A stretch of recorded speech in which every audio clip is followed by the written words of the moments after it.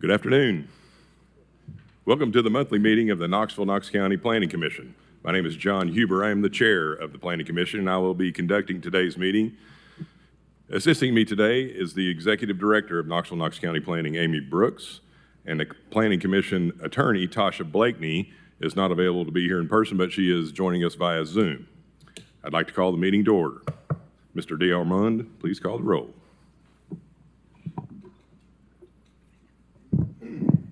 Commissioner Hill? Here. Commissioner Browning? Here. Commissioner Levinson? Here. Commissioner Boyer? Commissioner Barger? Commissioner Perez? Present. Commissioner Anderson? Here. Commissioner Butler? Here. Commissioner Biggs is excused. Commissioner Daly? Commissioner Gill? Here. Commissioner Midas? Commissioner Shuck? Here. Commissioner Huber? Here.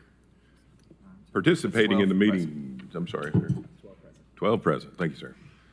Participating in the meeting today with me are planning commissioners who have been appointed by the mayor of the city of Knoxville or the mayor of Knox County. We receive no salary and volunteer our time as a service to our community. We will be supported by our professionally trained staff, representatives from the city and county engineering and permitting departments, as well as other agencies. Now a word about how discussion will take place. I hope all of you had an opportunity to review today's agenda package on Planning's website at knoxplanning.org. In addition to today's agenda, the website contains information on how today's meeting will be conducted, as well as correspondence on individual cases. I will call each item on the agenda and read our staff's recommendation for that item. Once an item is called, the applicant or those in support of the applicant will be allowed to speak first. They will have a combined 5 minutes to speak on the matter.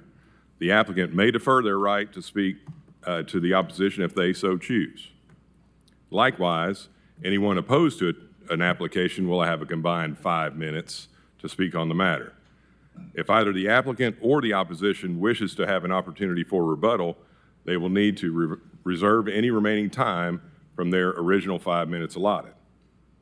Because of the number of items we have on our agenda today, groups in favor of or opposed to an item are asked to appoint a spokesperson to represent them. All speakers for or against should limit their remarks to the facts of the case and should avoid repeating information that has already been presented to the Planning Commission by previous speakers. The Planning Commission may grant additional time for presentation if requested. If you have any items that you would like to make a part of the record, please submit those documents to knoxplanning.org/share or hand them to one of our staff members located on your left. Please identify the file number and meeting date in your submittal. Many of the items we will vote on today will require further action by either the Knoxville City Council or Knox County Commission. For matters that are forwarded to City Council for final action, the applicant or their representative should be present at the meeting at which the request will be considered. For matters forwarded to County Commission for final action, the applicant or their representative must be at that meeting where it is considered. If the applicant does not attend the meeting in the county, the case will at a minimum be postponed and could potentially be denied. All applicants will be notified of the city and county meeting dates. If you have any questions regarding the meeting dates or process, please contact one of our planning staff. Today's meeting will be conducted in the order of the agenda. Please stand as you are able as Vice Chair Levinson leads us in the invocation and the Pledge of Allegiance.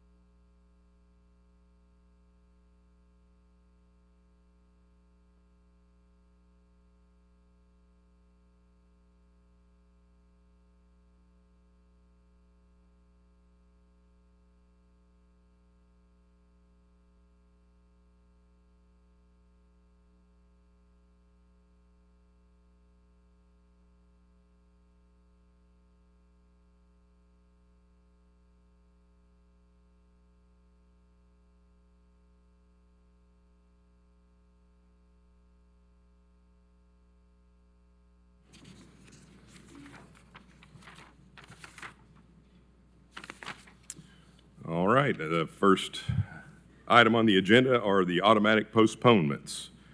I'll read these into the record. We do not need a vote on these, but I will read them into the record. Item number 19, Ryan Robertson. Item number 31, Homestead Land Holdings LLC. Item number 47B, Native Sun LLC on Middlebrook Pike. We do not need a vote on those, as I'd mentioned. Now we'll move on to the automatic withdrawals. These do not need a vote either, or this one does not. Automatic withdrawal, 47A, Native Sun LLC on Middlebrook Pike. Now we'll move on to voting side. We are on the 30-day postponements. Item number 30, Benjamin C. Mullins. Are there any other requests for 30-day postponements?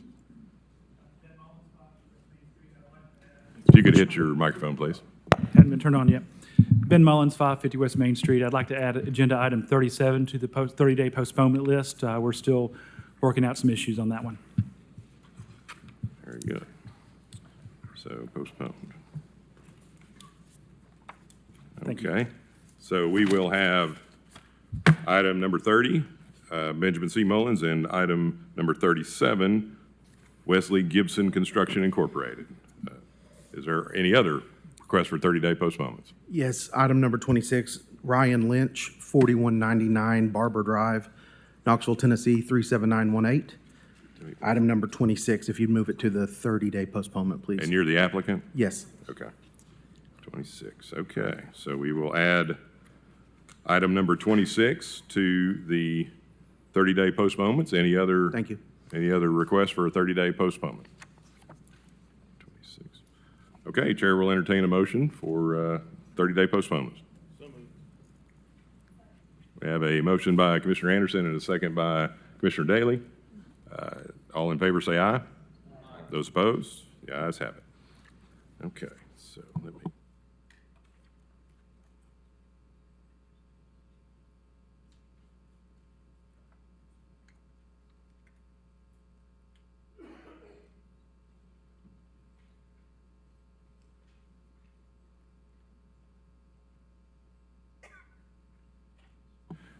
All right, now we'll move on to the 60-day postponements. We have one today, item number 34, Walter Kenneth Seaman II. Are there any other requests for 60-day postponements? Seeing none, Chair will entertain a motion on 60-day postponements. So moved. Commissioner Anderson is the motion. I'm sorry. Anderson, Daly. Yeah, Daly. And Commissioner Daly is the second on that. All in favor say aye. Aye. Those opposed? The ayes have it. We will now move on to the 90-day postponements. Item number 17, Iglesia de Dios El Shaddai, formerly Mark Freeman AIA. Item number 55, Knoxville, Knox County Planning. Are there any other requests for 90-day postponements? Seeing none, Chair will entertain a motion. So moved. We have a motion by Commissioner Anderson, seconded by Commissioner Daly. All in favor say aye. Those opposed? No, the ayes have it. We will now move on to the withdrawals from the table. We have one withdrawal from the table, Matthew L. Tinkham Jr., A and B. Withdrawal from the table. There are no other withdrawals requested. Chair will entertain a motion. So moved. We have a motion by Commissioner Anderson, seconded by Commissioner Daly, to approve item number 4 being withdrawn from the table. All in favor say aye. Those opposed, the ayes have it. We have no tablings this month, but we have one that is to be removed from the table. So item number 1, LD Gas, C, D, and E is requested to be removed from the table. There are no others requested to be removed from the table. Chair will entertain a motion. So moved. So we have a motion by Commissioner Anderson, seconded by Commissioner Daly to remove item number 1. All in favor say aye. Aye. Those opposed, no. The ayes have it. All right. Next on the agenda is the consent list, which is composed of items marked with a C.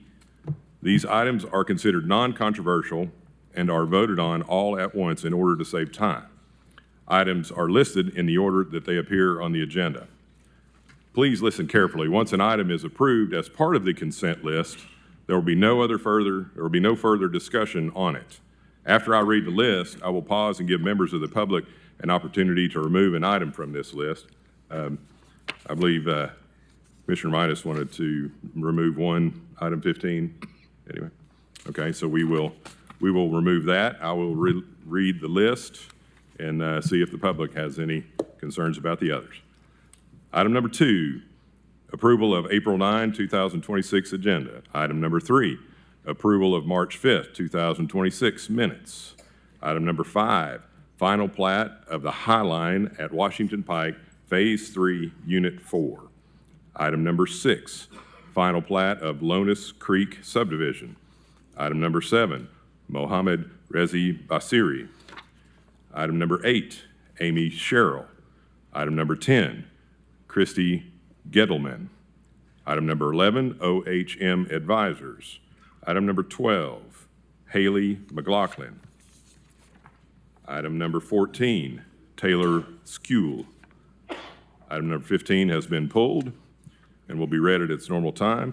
Item number 18, Ben Huggins. Item number 20, Knoxville, Knox County Planning. Item number 23, final plat of Belltown Phase 4, Unit 1. Item number 25, final plat of the Haven at Hardin Valley, Phase 2C. Item number 27, final plat of Cardinal Landing. Item number 28, final plat of Harvest Meadow, Unit 3, re-subdivision of open space-4 of Harvest Meadow, Unit 1. Item number 33, Billy R. Hensley. Item number 38, CPR. Item 39, Taylor D. Forrester. Item number 40, Ralph Smith-PLS. Item number 41, Josh Hahn. Item number 42, Natalia Efrenmenko. Item number 43, Benjamin C. Mullins. Item number 44, Arcadia Phase 4C. Item number 50, Brianna Williams. Item number 51, Ryan Lynch. Item number 52, Steve Webb. Item number 53, ECG Acquisitions, LLC. Item number 54, Wade Lovin. Item number 56, Knoxville, Knox County Planning. Are there any requests from the crowd to remove anything from the consent list? We have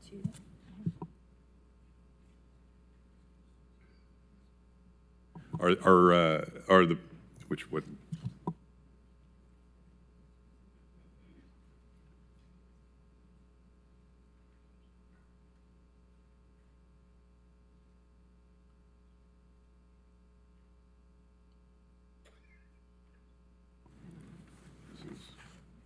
Chadwell. Is there Mr. Donald Chadwell here? Okay, you signed up to speak against item number 10, Christy Geldman? Okay, well, we'll pull that off the consent list, so you can make your comments at the appropriate time. We'll let you know when you can come up.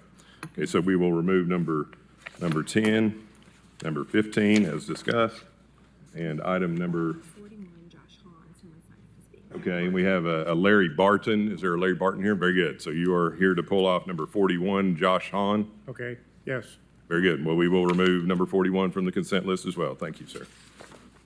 Okay. I'll let you vote on that. Okay.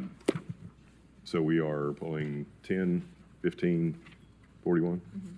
Okay, we are good. Chair will entertain a motion as read with the exclusion of items 10, 15, and 41.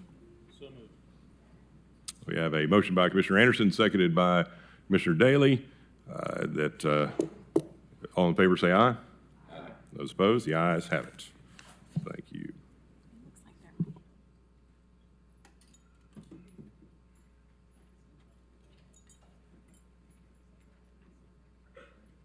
So they know the Yeah, we just want to let everybody know that item number 37, Wesley Gibson construction on Tipton Road, or Tipton Station Road, if you are here for that file to speak against it, it was actually postponed for 30 days. So it will not be read today. It'll be read next month. So just wanted to let anybody know there was a few folks that signed up to speak against that. So if you are here, you don't need to stay. What number? That is number 37.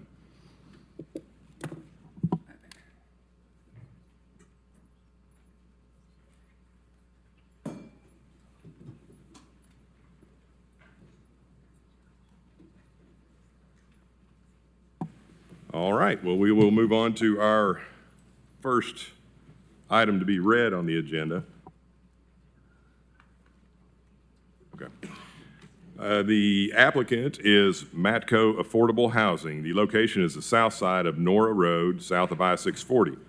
The approximate size of the tract is 18.03 acres. The current plan is open space, hillside ridgetop protection, RN1, and hillside protection overlay.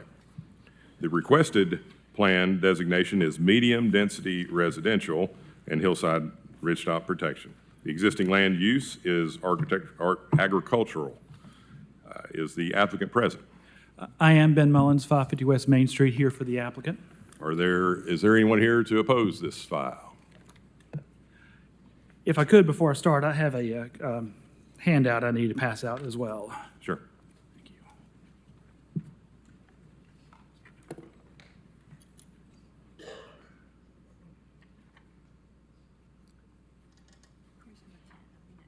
Okay, thank you.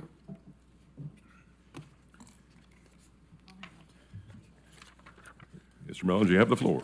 Thank you. Appreciate the opportunity to bring this project before you guys. This is an opportunity to do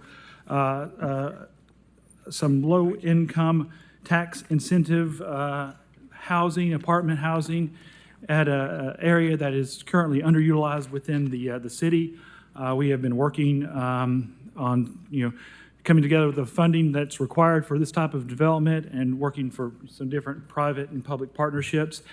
The application was filed in the name of Matco Affordable Housing, and there is no public opposition to this, which tells me usually when you have any type of affordable housing, it does raise concerns with the neighborhood that it's going into. But at this location, it seems like we found a pretty good spot where we can locate some housing like this that would meet a dire need for the city without making too many people mad. So I think that's a rarity this day and time. Mr. Mullins, real quick, and I apologize, I failed to read the staff's recommendation. You did. So let me go ahead and get that out of the way, and then you can pick right back up. Sorry. We can skip staff's recommendation. However this vote goes, it's two reports, there's three motions. We'll be voting on a sector plan, a one-year plan, and a rezoning plan. So the staff's recommendation on the sector plan is to deny the medium-density residential land use classification because it does not meet the location criteria for this land use classification. The hillside and ridgetop protection would be retained.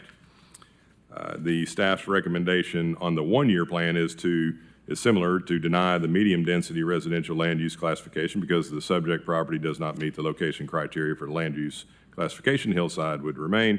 And following along that, the staff's recommendation is to deny the RN5 general neighborhood residential zoning because it is inconsistent with the adopted plans. The hillside would remain the same. My apologies, you can pick back up. No problem. And there are three motions on this. The sector plan is first, and the one-year plan and the zoning. It's hard to divorce them from each other. So if I go a little bit over the 5 minutes on it, I promise I won't take up that much time on the one-year plan and the rezoning part of it. This right now, speaking of the sector plan, it's in the open space designation of the sector plan. I think there's a disagreement. Staff doesn't believe this is an error. I do believe it is an error because if you look at the zoning itself, this zoning is actually RN1. There is a single-family residence on one of these lots. There are three lots that we've combined for this application. So it is currently allowed for single-family and duplex residential development. So the decision on this, with the zoning at least, is that residential development is appropriate at this location. At this point, I think we're talking about a degree of the intensity of development that may be most appropriate for this location. This is open space, but it is not a park, it's not a cemetery, it's not a golf course, it's not the other uses that are typically associated with the open space zoning and the inconsistency, or open space sector plan designation. The inconsistency, though, is the residential zoning that is on it. Staff, I think, is, and I understand staff's position on this. We've talked with and worked with them a lot on this project to talk about the options here. They're concerned about the conservation of the hillside protection and maintaining this as open space because of the ridges there. I passed around, and if you can go to the historical aerial, this doesn't show it as well. It looks like that this entire ridge, everything kind of to the north of Sharps Ridge towards I-640, was a borrow pit or a quarry during the time that that 640 was expanded. And the clearest view you can see that is in the 1985 aerial, which is what I passed around. So this entire area, it looks like, has been disturbed in the past, and that the contours there now are man-made contours. They went back and filled some of this back in after they expanded the interstate. But it has been previously disturbed, and under the zoning ordinance would be exempt. The portions that had been previously disturbed would be exempt from the hillside protection. So I think that is some context that needs to be considered in looking at this project, and that this isn't something that would traditionally fit within the hillside protection policy considerations. There is, if you look at the, if you go back to aerials, you can go to the 1985 aerial, and that shows, I guess, the best view of the disturbance.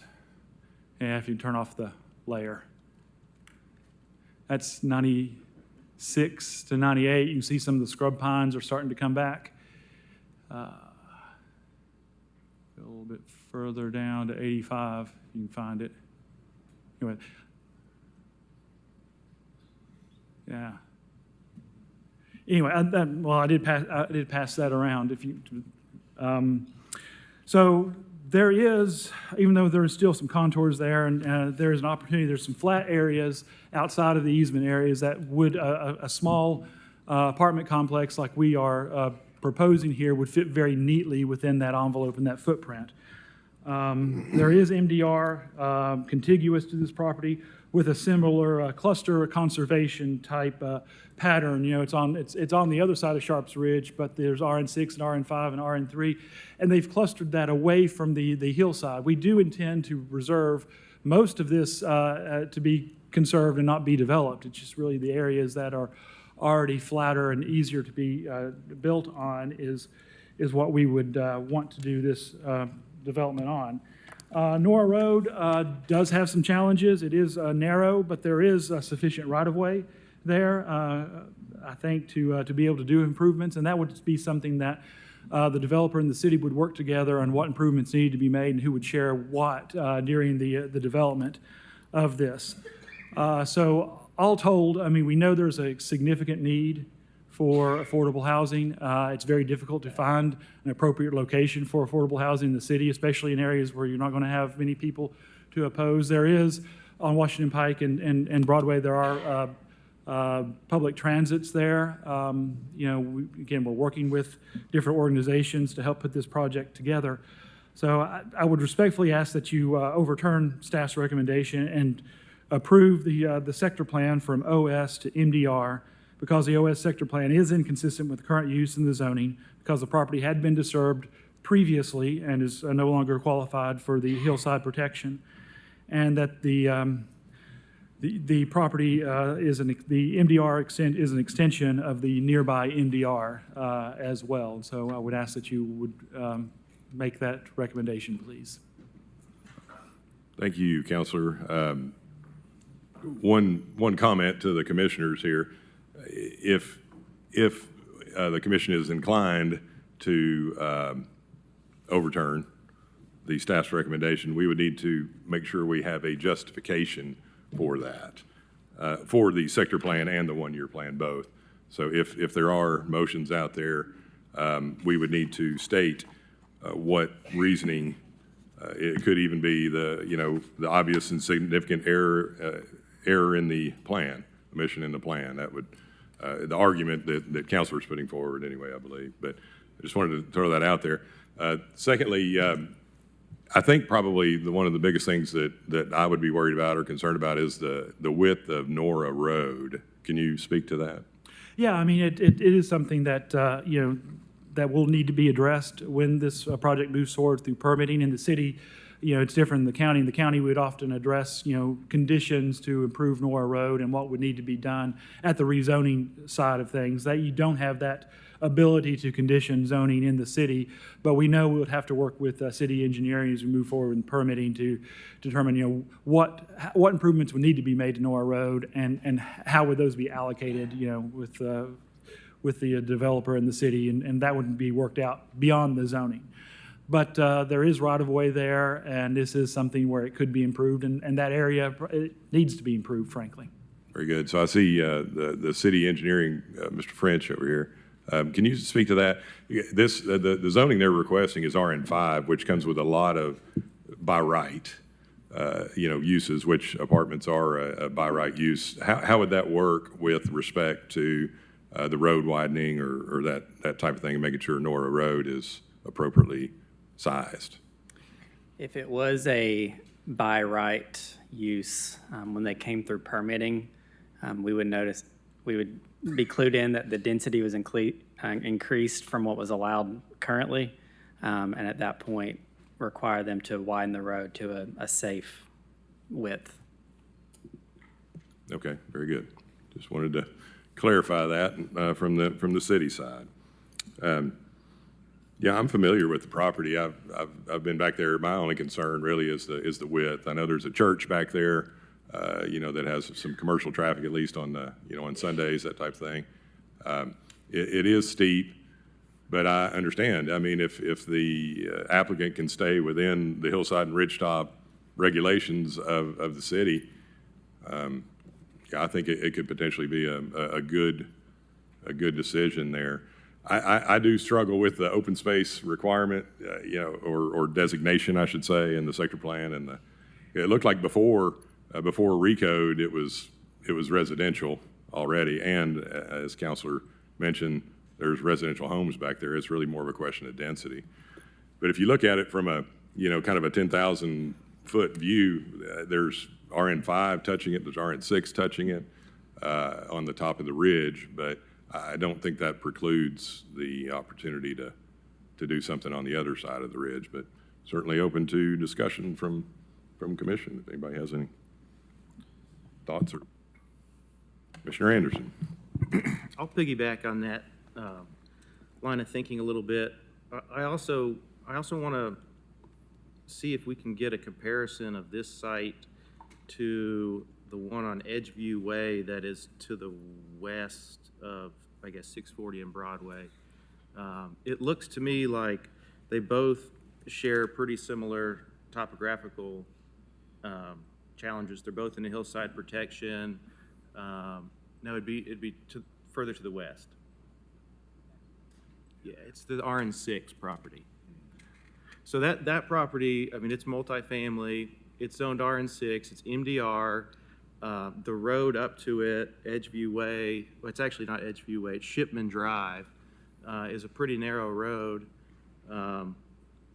If we're looking at the criteria for the sector plan and whether MDR works, if MDR worked for that, and that's how we interpreted the criteria, I think it'd be pretty hard to argue that it doesn't work for this site. So I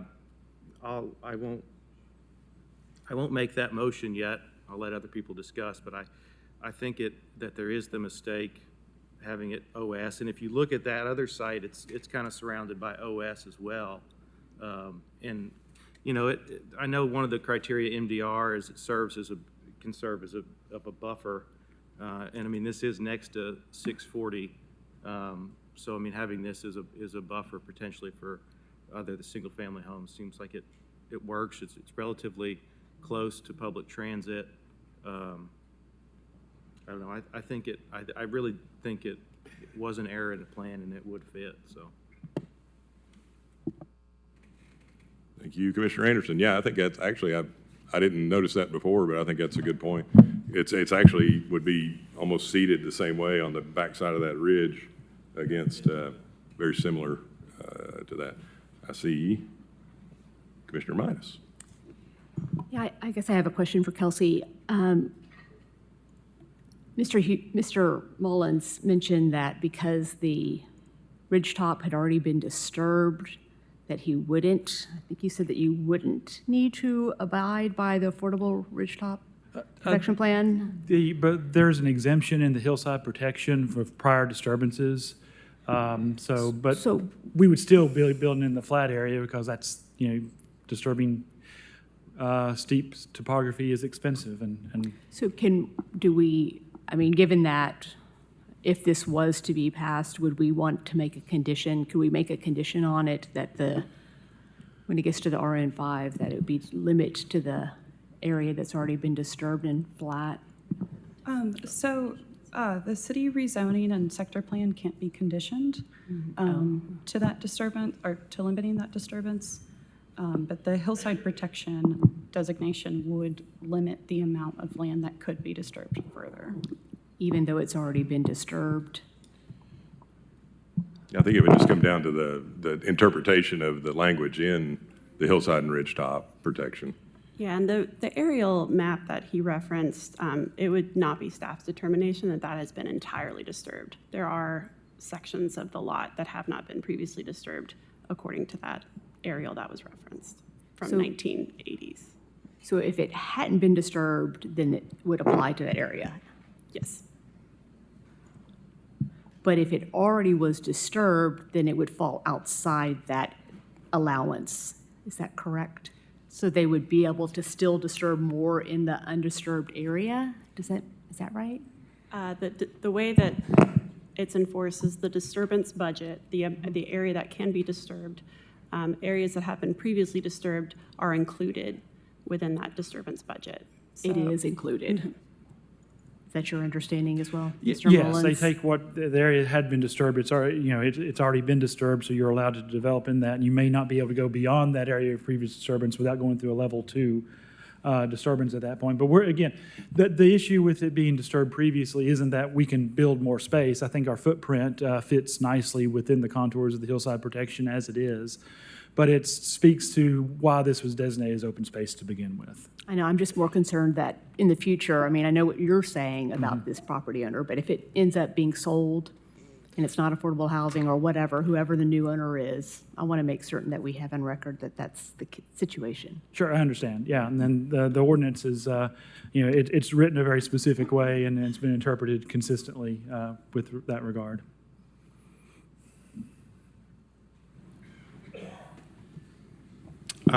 Commissioner Shutt. Oh, thanks. I appreciate what you all are saying and appreciate the need for affordable housing, but I do think that the staff's recommendation is well-reasoned and that this particular piece is more appropriately left as it is. Commissioner Gill. Yes, thank you. So obviously, this is why commission exists, is to weigh through these things. So I appreciate everybody's other comments. I have to say that, as we move forward with our affordable housing, I think that it is important to recognize that the perfect pieces of land are starting to, or if not, have already run out. That being said, the point of zoning is to make sure that the impacts that we are having on landowners and adjacent to that are properly considered when we're considering making changes like this. And so while I certainly understand the staff's reasoning on this and can understand why that is, I do think that in this case, the open spaces designation is probably made in error. This was an RN1 zone before recode. It has been previously disturbed. It was a quarry. This is not a virgin piece of timberland that supports you know, that it's a natural ridge line that's there. Now, I understand that at the southern side of that property that it in fact is the ridge, and so we do need to make sure that the hilltop protection, and as Commissioner Midas pointed out, it is important that those slopes are respected, but there is a pocket of buildable land that is in there, and I do think that notwithstanding what the use is going to be there moving forward, I don't think that it is incompatible with the area to be able to do that, provided that the infrastructure is properly addressed in permitting. I do tend to agree that the open space designation was not properly applied in this particular case, and would be supportive of a motion to go ahead and overrule that. So, okay. I would again just remind you that with respect to the sector plan and the one-year plan, we need to have justification. Sounds like, you know, the obvious significant error in the mission in the plan would be the direction. That's what I'm predicating this on. I do think that that is a significant error in the plan. I don't think that this is open space that is got challenging environmental issues to take care of. It's a quarry that was backfilled and previously disturbed. It has a flat section in there, and the hillside protection is capable of protecting those undisturbed areas within the confines of the code that already exists. I don't think that open space was properly applied, and so I'd like to make a motion. I need to think through this. What comes first on our motions? The sector plan.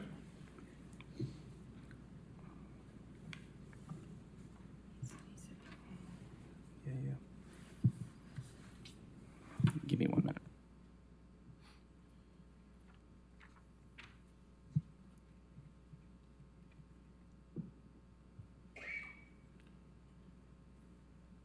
All right, so I'd like to make a motion to,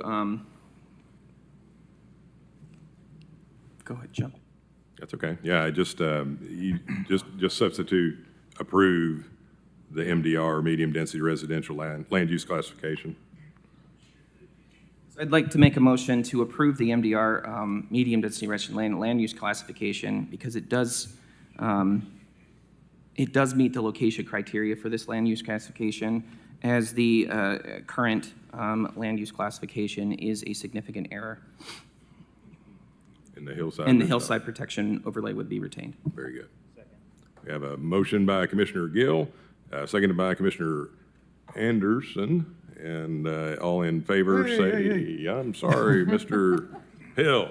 My apologies, Tim. I'm not surprised, but anyway, I just want to say I concur with both Commissioner Anderson and Commissioner Gill. I think that there is an error of the plan. I think it's also a natural extension to MDR, and I see nothing but benefits, and I usually weigh benefits and consequences. I don't see it being injurious to the community. I see no consequences and all benefits. Very good. My apologies for not looking over there. Okay, so we have a motion and a second on the floor to approve the medium-density residential land use classification as it is an obvious and significant error in the plan. All in favor say aye. Aye. Those opposed? Have one opposed. That's okay. The ayes have it. So now we will move on to the one-year plan. Commissioner Gill. I would make a motion to approve the MDR residential land use classification because the subject property meets the location criteria for the land use classification, and the hillside protection, ridgetop protection overlay would be retained. And the justification? Justification is that this is an extension from this, of land use classification, and the current land use classification is a significant error. Very good. We have a motion to approve the medium-density residential land use classification in the one-year plan by Commissioner Gill, seconded by Commissioner Anderson. All in favor say aye. Aye. Those opposed? The ayes have it. Last one is the zoning. I'd like to make a motion to approve RN5 general residential zoning because it is consistent with the adopted plans. The hillside protection overlay would be retained. I have a motion by Commissioner Gill and a second by Commissioner Anderson to approve the RN5. All in favor say aye. Aye. Those opposed? The ayes have it. Thank you all very much. Thank you. Thank you.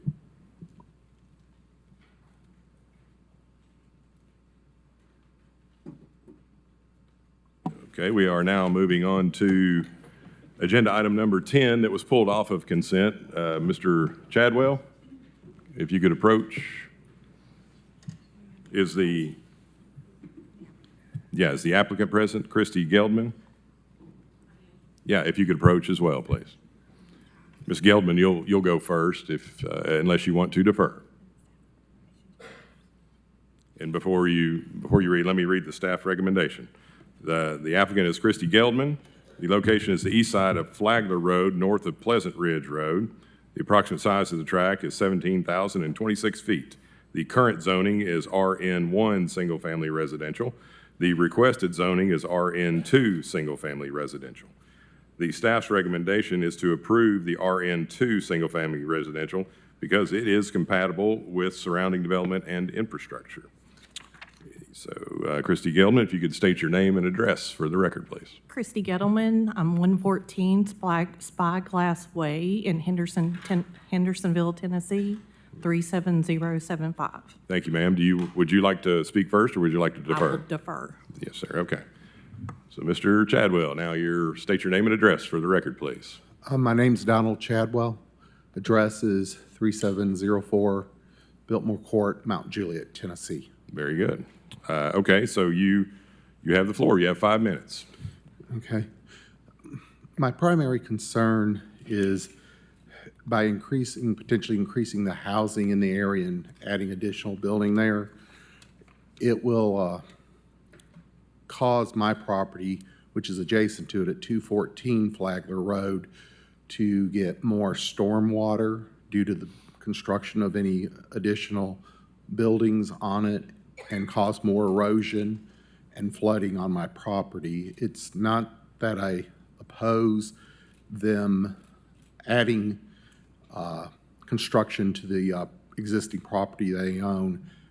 I just have concerns about it causing flooding or erosion, and if anything was to be done, I would want it to be done in a way that does not increase the flooding or erosion on my property, or maybe even minimize it. I just have a lot of concerns about that. It's not that I'm opposed to construction in general.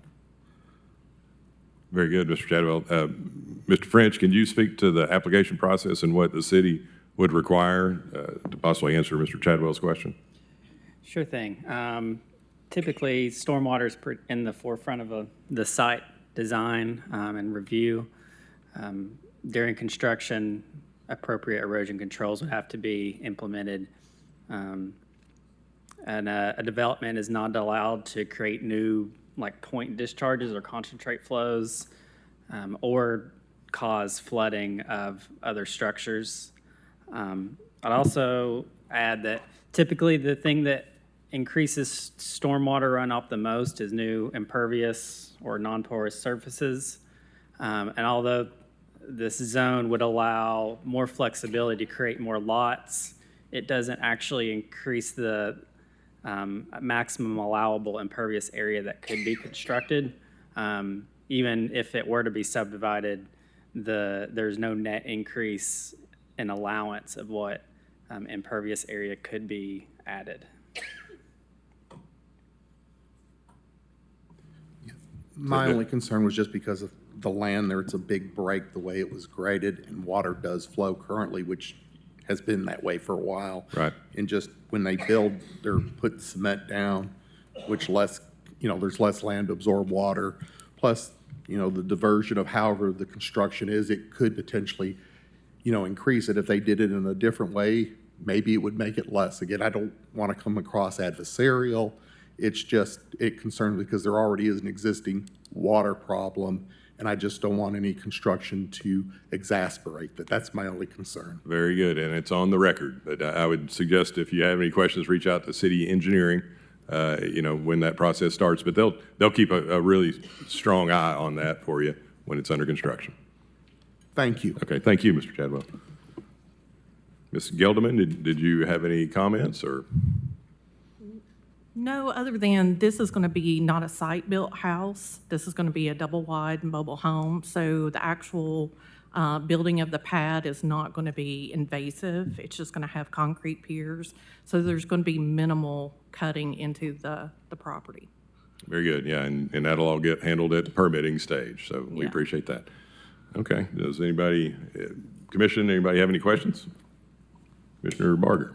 I'll make a motion to approve the RN2 district because it's compatible with surrounding development infrastructure. We have a motion by Commissioner Barger, second by Commissioner Browning, or was it Commissioner Hill? Browning. Yes, there we go. Very good. All in favor say aye. Aye. Those opposed? The ayes have it. Thank you, ma'am. Thank you. All right, we are now on to agenda item number 13, Liquid Environmental Solutions. The location is the south side of Mitchell Street, west of Cherry Street. The approximate size of the tract is 1.1 acres. The current zoning is IG, General Industrial. The requested zoning is IH, Heavy Industrial. The existing land use is industrial. The staff recommendation is to deny the IH Heavy Industrial Zone because it is inconsistent with the Knoxville, Knox County General Plan. Is the applicant present? Yes, I'm John Britton. I'm the attorney for LES.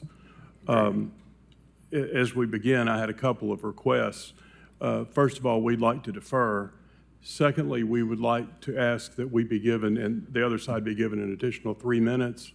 And I would also like to split my time. I have Mr. Tom Hellstrom here for LES, and he would like to speak first. Okay, if we could, is there opposition to the file here?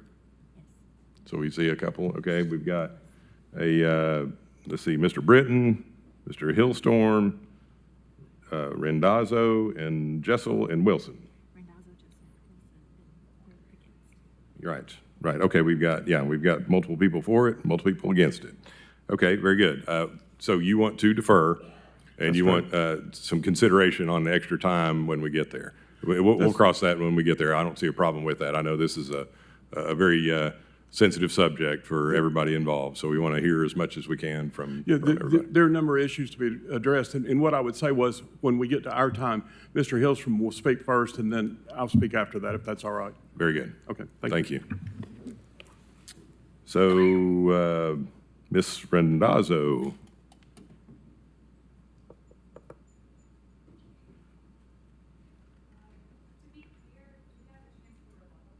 Yes, you have a total of 5 minutes, for a combined 5 minutes for each, for the applicant and for the other side. But what he is asking for is a little additional time to that 5 minutes, and I don't see any problem with that. We can pick that up in the rebuttal.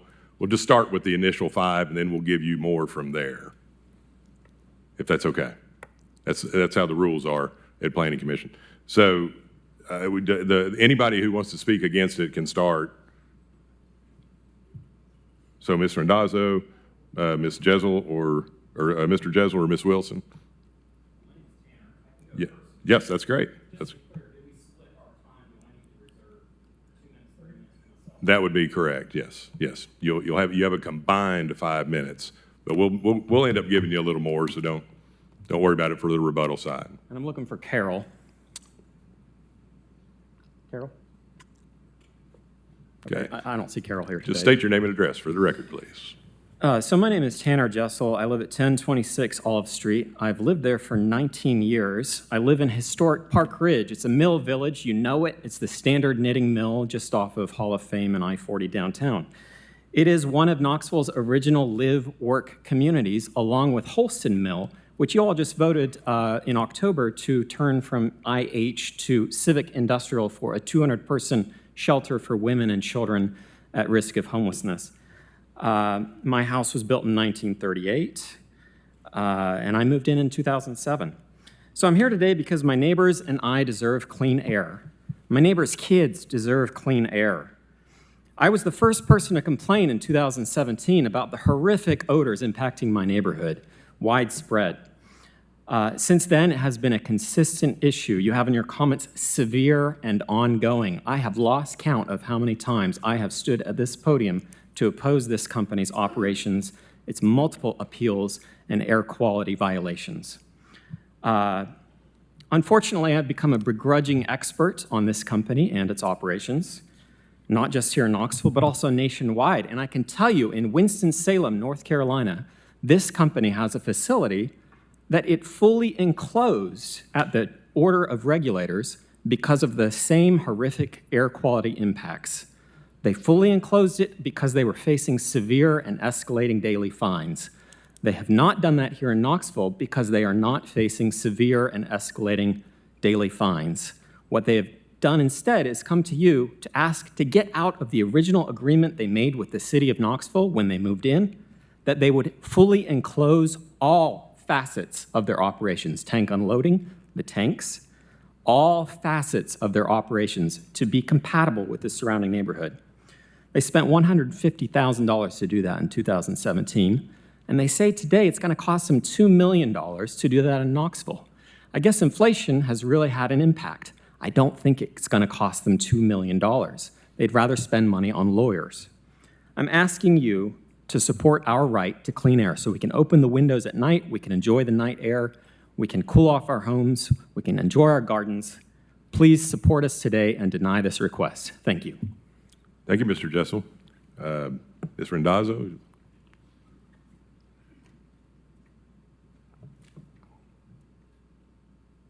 Good afternoon. Lisa Randazzo, 1800 Jefferson Avenue. When this issue first came up about 9 years ago, I'll admit I didn't fully understand what my neighbors were talking about. Tanner's kind of known as our neighborhood Lorax. He speaks for the trees a lot. But when the winds changed, all of a sudden I began to smell the odors too. And I regretted not taking him seriously sooner. Our opposition is not just a handful of disgruntled voices, as this is something that impacts a large connected community. Our neighborhood Park Ridge has over 900 homes south of LES, and then there are countless homes north of LES. This is a shared, ongoing issue that affects how people live in and enjoy their homes every day. For years, we've reported the odor and attended air quality meetings, and while many would feel resigned, given how difficult it is to enforce violations that happen in early hours before the city can respond, my neighbors have put in sustained collective effort not to let this go. While some may argue that any odor can be offensive, like roasting coffee beans or a neighborhood pizza shop, this is far beyond that. This is a putrid odor that has at times forced nearby businesses to close for the day and send employees home. Approving this would not be pro-business when it actively harms other businesses that are operating legally. What's especially concerning is that even within the public comments, there are statements by those in favor of the rezoning that state additional mitigation measures may not actually resolve the odor issues. In many cities, this type of operation is handled differently. Grease is transported to properly zoned heavy industrial facilities, typically located outside of residential areas or even outside city limits. That approach protects neighborhoods while still allowing the business to operate. Approving this rezoning would not solve the problem. It would likely make it worse, and it risks rewarding non-compliance while setting a harmful precedent. Planning decisions should protect neighborhoods and not expose them to greater industrial impact. I respectfully ask you to deny this request. Thank you. Thank you, Ms. Randazzo. Is the applicant present? Mr. Hillstrom, I believe you were going to speak first. Good afternoon. Tom Hillstrom. My address is 2059 Whistle Valley Road in New Tazewell, Tennessee. So I am a senior advisor for Liquid Environmental Solutions and the former vice president of treatment and recovery responsible for the safe and compliant operation of the 27 operating facilities across the United States. I'm here this afternoon to request that you overrule the staff recommendation and approve the rezoning request for the LES facility at 1307 Galway Street. When reviewing the rezoning report, the staff is recommending to deny the IH heavy industrial rezoning for this property because it is inconsistent with the Knox County General Plan. As background, this request was submitted at the direction and encouragement of Peter Ahrens, Plans Review and Building Inspections Director, as a resolution to a disagreement regarding whether the outside tanks at the Galway Street property are storage tanks, as identified in the rezoning report, or process tanks, as assumed by the original inspection by Peter in 2023. This is not a case of LES trying to fit a square peg in a round hole, but an action taken by LES as a result of meetings to resolve the disagreement. At the latest resolution meeting, Peter Ahrens recommended that under zoning IH, it would not be necessary to continue to argue the use of the tanks, as IH zoning does not require a structure to be built around the tankage. He indicated, and the one-year plan that's included in the rezoning report indicates the same, that this area was due to be designated H1 heavy industrial, and LES can prepare for this change by rezoning now and resolving the disagreement that is currently scheduled for a chancery hearing later this year. Now, this is not about potential new orders or new processes. The LES Galway Street facility operates in full compliance with all of its permits, including air quality permit, and I am proud to say that since LES entered into a memoranda of understanding with the City of Knoxville in October of 2024, we have reduced all odor complaints by more than 75% and have received 0 notices of violations in the last 17 months. This is due to the ongoing local management efforts to maintain the facility in compliance and within the guidelines of the city and the county. This effort will continue as we strive to be a good neighbor, and we feel confident that these odor issues are behind us. I just want to address one thing. Mr. Jessel had pointed out about our Winston-Salem facility. If anyone would want to look at an aerial view, the tanks are not enclosed in that facility. It's designed exactly the same way as the Knoxville facility. It's not totally enclosed. And again, we've been able to address the odors in that area by maintaining good housekeeping, good practices, and being able to be compliant with our permit. So thank you, and I ask you to overturn the staff recommendations. Thank you, Mr. Hillstrom. Mr. Britton.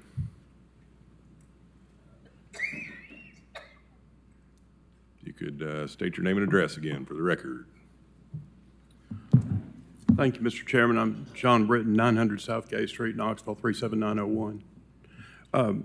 As I said earlier, we would request a little bit of leniency as far as additional time. I don't think it'll be more than a couple or 3 minutes, but I just wanted to go ahead and mention that again. Yes, we'll get there. I also wanted to make a few points and correct some misconceptions. When LES acquired this property in 2017, it was zoned to I3, which is the General Industrial District. And at that time, it recognized that there were some adverse effects on surrounding properties. When the zoning was changed in 2020, this zoning was changed to IG, which also states, quote, it provides for a range of industrial uses that may produce limited outside impacts, rendering them incompatible with retail, service, or residential uses. Again, LES continued operating under the IG zoning as it is today. However, and I think it was 2023, the city interpreted the IG zoning for the first time to prohibit LES's activities because it asserted that the material storage tanks must be enclosed. This would require, Mr. Jessel said that we had alleged that it would require $2 million. I think we set up to $1 million to build a structure that would do absolutely nothing to change the odors, because the odors from the tanks currently are sent back through the scrubber inside the building and out the same stack. So it wouldn't do anything other than require LES to spend $1 million for nothing. Anyway, LES has asked that we rezone this property to IH. And in the rezoning report, the planning staff stated, the subject property is designated HI heavy industrial under the city's one-year plan and the Central City Sector Plan, which allows consideration of the requested IH zoning district. So my point is, the city's plan is for this property to be heavy industrial. That's what the city said. So the rezoning report also says, industrial uses in the IH district may result in some moderate external effects, such as smoke, noise, glare, or vibration, and typically include outdoor storage and related outdoor activities. Again, this is what LES currently has. We have outdoor storage tanks for the material, and so we would say that we are compatible with exactly what the city was talking about. Also, LES provides an essential public service for the Knoxville community. Can we, Mr. Britton, hang on just a second. If we could add 2.5 minutes, if everybody's okay with that, and then we'll give the opposition time to rebut as well. But so 2.5 minutes, and then the opposition can get another 2.5. Okay. Thank you, Mr. Chairman. LES provides an essential public service for the Knoxville community. Grease disposal facilities are a critical part of protecting city sewer systems preventing city sewer overflows, and protecting local waterways from contamination caused by fats, oils, and grease entering the sewer system. Restaurants, schools, hospitals, nursing homes, and food service facilities all rely on grease trap service and disposal in order to remain compliant with utility district regulations and environmental requirements. The fact that the planning staff identified 2 other facilities in Knoxville show that this is an essential service. So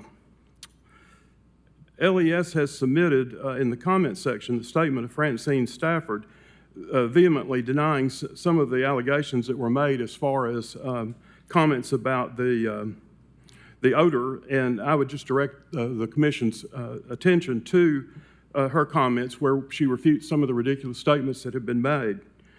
In summary, LES has done what the city asked it to do. It's done everything that the city asked it to do to begin with. It's done everything that it agreed to do in the fall of 2024 when we entered into a memorandum of understanding, and it continues to do everything it's supposed to do today. And I think that its recommitment to those ideals has really been beneficial and is working, because since that time, from October of 2024, we have received 0 notices of violation. So as a result, we would say that there is no violation of policy 11.3 because there are no offensive odors based on the government regulation. If there were offensive odors, we would have been receiving notices of violation, which we haven't received. So for that reason, I think that the system is working at LES like it's supposed to. We've done what we've been asked to do. We are in compliance, and we ask you to please not listen to the staff recommendation and to grant this zoning request. Thank you. Thank you, Mr. Britton. Mr. Jessel or Ms. Randazzo, you have 2.5 minutes to combined, again, if you want to rebut. I've got it.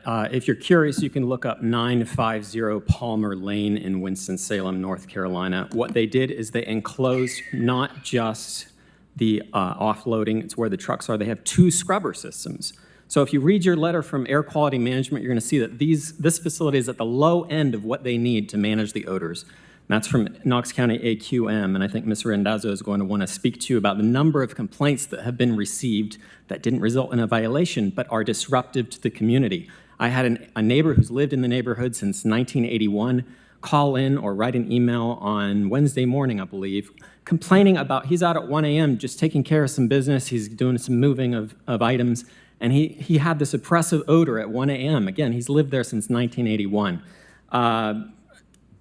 I'll just comment that the requirement is not concerning the tanks. It is all facets of their outdoor processing, which includes truck unloading, multiple spills, involvement from Tennessee Department of Environment and Conservation. All of this needs to be done inside. Mistakes happen, accidents happen, but it needs to be indoors in an I3 zone, which is what their original zoning was and what they agreed to when they set up shop in Knoxville. They're trying to get out of that commitment today. Thank you, Mr. Jessel. Ms. Randazzo, would you like to speak?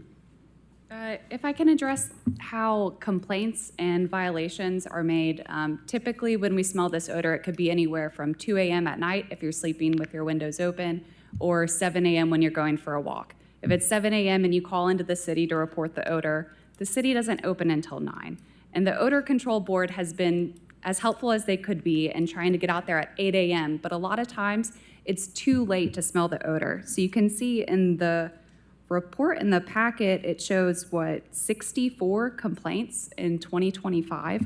That's a substantial amount. Not all of those result in an offensive odor report because they come out with this weird machine and they hold it up in the air and they see if it smells anything, because people say it can be subjective. I don't really know how that machine works, but it's very frustrating as a neighborhood and as families that are just wanting to enjoy the neighborhood and walk the streets to smell this odor. It's been quite a process. So thank you for listening.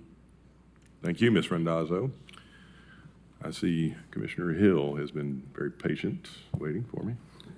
Thank you, Chair Huber. A couple of things.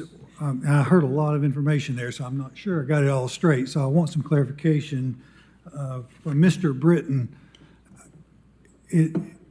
I heard that it sounds like your argument is that you're in compliant of IG. Is that what I'm hearing? That's correct. There's never been any question about that. Okay, thank you so much for clarifying that. I'd like to, for Mr. Aaron's to come down, and got a question for him. And as he walks, I'll talk. Again, a lot of information in a short period of time, and it was easy for me to, I guess, either put in context or get out of context that there was some suggestion that you may have advocated for IH, or were you simply, I guess, explaining the differences of how they may better comply in IH versus IG? Yeah, we don't make recommendations, but we just point out that IH is an appropriate zone for If you, what they're doing. if you wouldn't mind stating I'm your... Peter Ahrens, Director of Plans Review and Building Inspection, City of Knoxville. Thank you, sir. So no, we don't say, So you were you need to merely do this. clarifying how this would fit Sure. from one to the other? Sure. Okay. Thank you. You know, as the report says, we have to look at all the full range of uses in this suggested rezoning, and I don't see anything that's changed that would warrant that, and I would move to deny it. Commissioner Anderson. Yeah, I'm following that same logic as Commissioner Hill, and listening to both sides, I'm trying to connect the dots, and I guess this is kind of a question. So my understanding is that the general use would be allowed in the current zoning if it was contained indoors. We've had complaints, numerous complaints for many years, it sounds like, about odors because it's happening outdoors. There are other facilities that do similar things in this area that don't get complaints about odors. To me, if that's accurate, to me, this is kind of a no-brainer that it doesn't need to be rezoned just to allow for odors to freely emanate. Real quickly, I see Christine McGraw-Tillery from the city, if you wanted to weigh in on this. Yes, sir. Name and address for the record, please. Christina McGraw-Tillery, City of Knoxville Law Department. I'm one of the attorneys that represents Plans Review and Building Inspections, and that is one of the issues in the current litigation that we have going on with LES. That is one point of argument in the case, is whether or not the current use, which from our side, of course, Mr. Britton will disagree with me on this, but we have issued a notice of violation based on there being some processing occurring outdoors and enclosed. So yes, that would take it out of the realm of being a non-conforming use under the old zone I3, so. Thank you for the clarification. Commissioner Gill.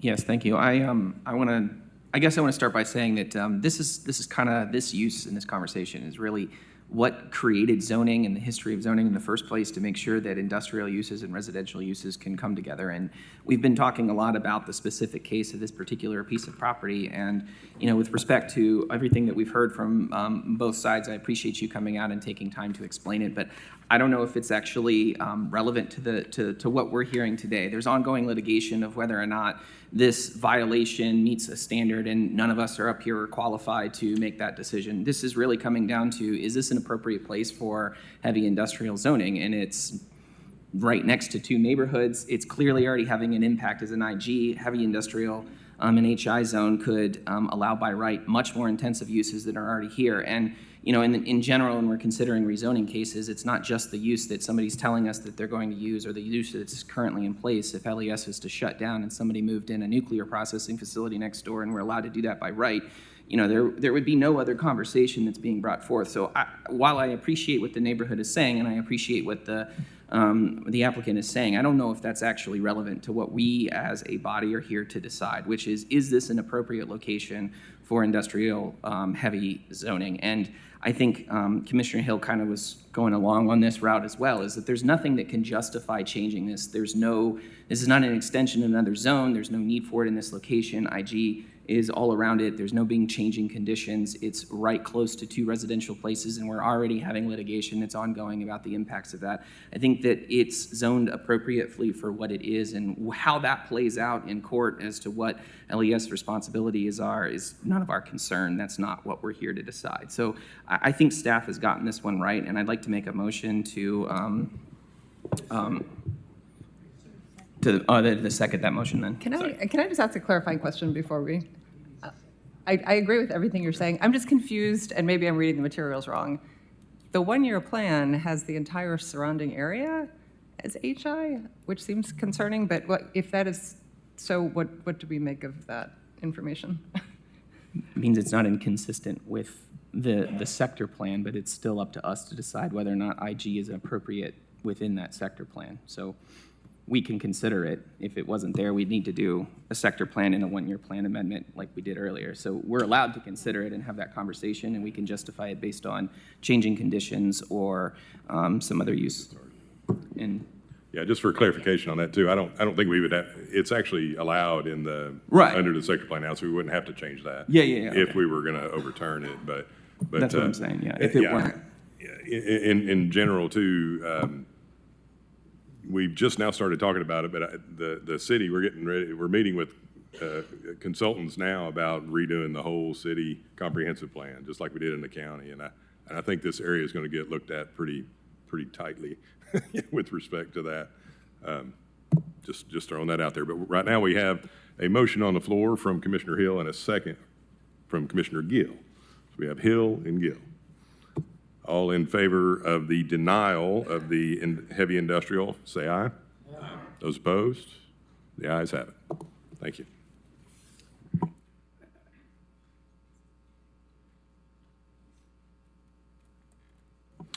All right, we are moving on to agenda item number 15. This one was pulled from consent by Commissioner Midas. The applicant is Sean Smith. The location is north side of Western Avenue, southwest of Ball Camp Pike, approximately 2.31 acres. The current plan and designation is medium-density residential, hillside protection, RN1, and hillside protection overlay. The requested plan designation is general commercial and hillside protection. The staff's recommendation is to approve GC, general commercial land use classification, because it is compatible with the surrounding development and is an extension of this classification. The hillside protection designation would be retained. Is the applicant present? Yes. Are you Mr. Smith? I am. Very good. Can you state your name and address for the record, please? Yes, Sean Smith, Dreamhouse Realty and Construction, 9051 Executive Park Drive, Knoxville, Tennessee, 37923. Very good. Thank you, sir. Is there any opposition in the crowd? Very good. You've got the floor, or Ms. Midas, Commissioner Midas, you can ask questions.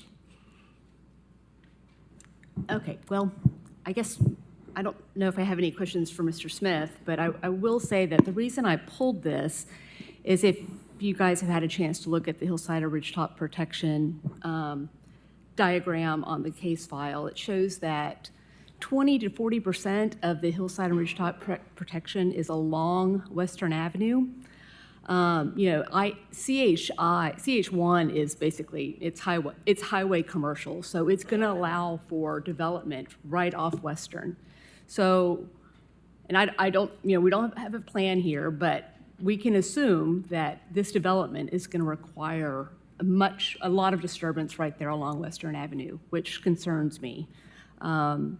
And so that's why I pulled it off consent, because I'd like to have a discussion with the Planning Commission on whether this is actually an appropriate zone for this piece of property, given this intensive amount of slope along Western. I mean, I understand Samuel's reasons, but I felt like this has more to do with the dimensions and the property being developed. Very good. Commissioner Anderson.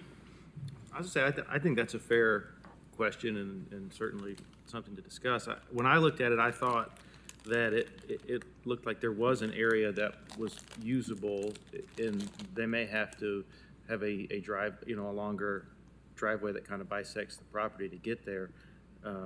But, I mean, if it's going to be in the hilltop protection zone still, right? So. Well, so there's a 20-foot setback from the road.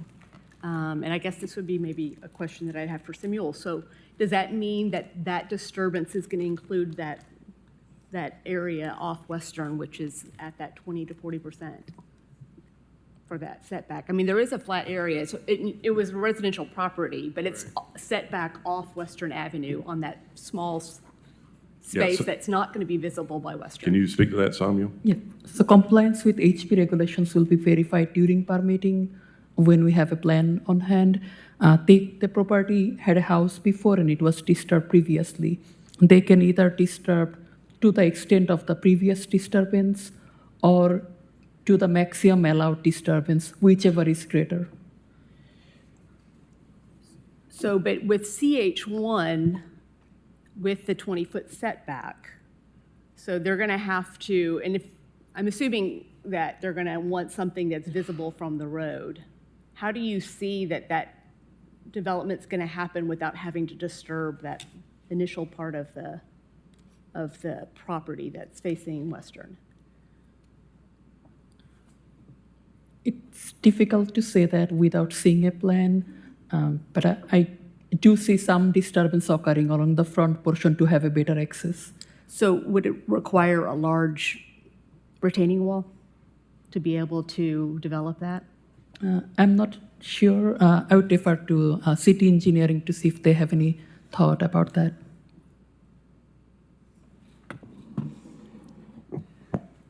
Like Samuel said, it's without a development plan, it's kind of hard to know how a site engineer would decide to develop this site.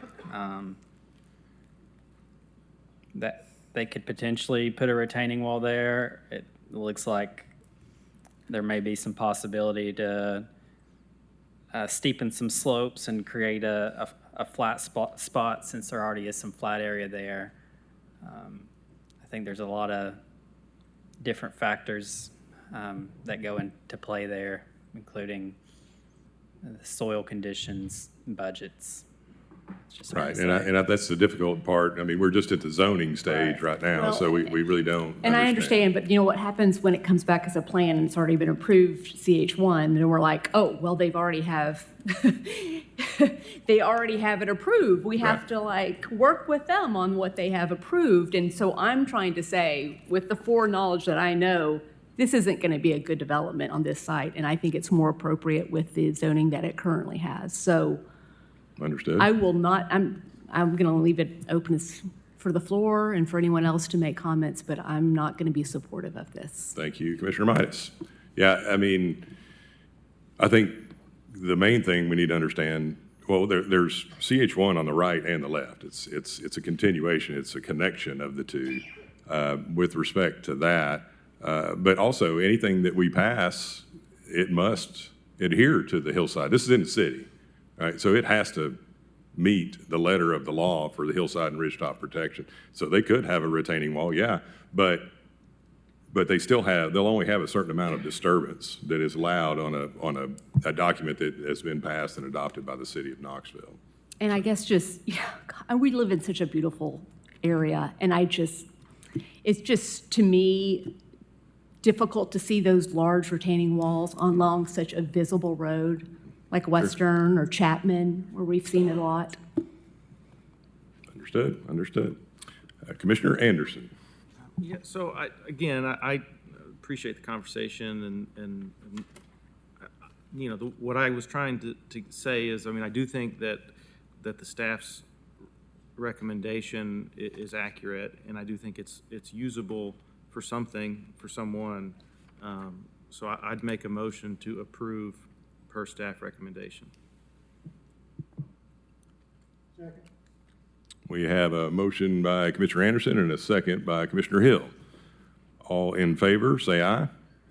Those opposed? We have 2 noes. Yes. Yep. Thank you. Thank you, Commissioners. All right, thank you.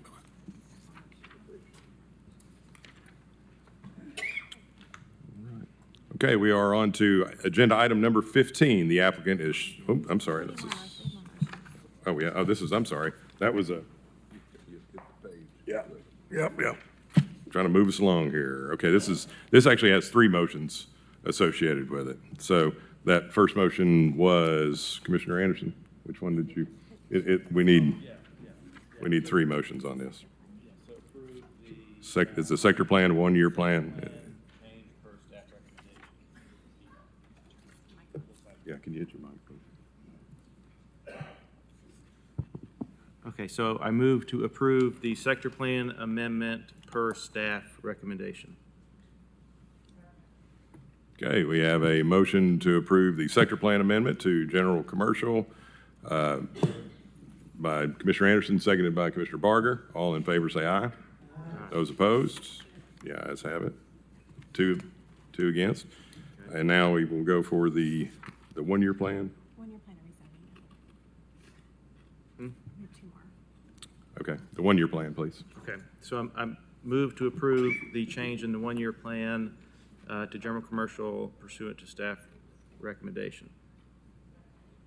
Okay, we have a motion by Commissioner Anderson, a second by Commissioner Barger on the 1-year plan to approve general commercial. All in favor say aye. Those opposed? 10-2 still. And if you can go ahead and do the zoning again, if you don't mind. Move to approve the CH1 zoning district per staff recommendation.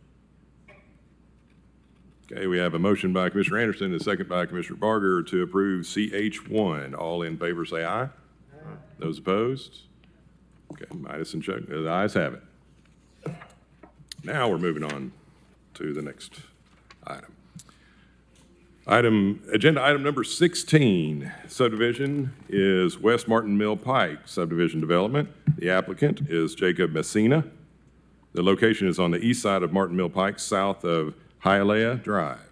The approximate acreage is 5.26 acres. The zoning is RN1 and hillside protection overlay. The existing use is agricultural, and the proposed use is a single-family subdivision. This is a concept plan. We only need 1 motion. Staff's recommendation is to approve the concept plan for up to 16 lots, subject to 6 conditions. Is the applicant present? You can turn it on. There you go. It was already on. Present. Very good. Could you state your name and address for the record, please? Yeah, I'm Mike Messina, 855 Baylor Circle, Knoxville. I plan to make a brief statement, also reserve some time for rebuttal, if that's Very good. okay. Let me just ask if, is Ms. McLeod here?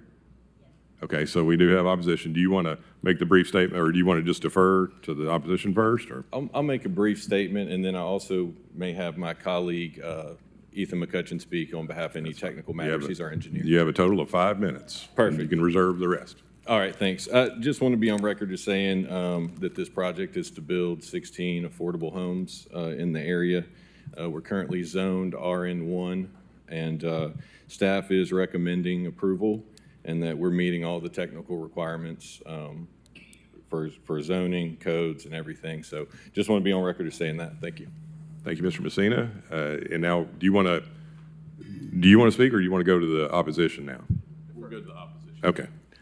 Ms. McLeod, please.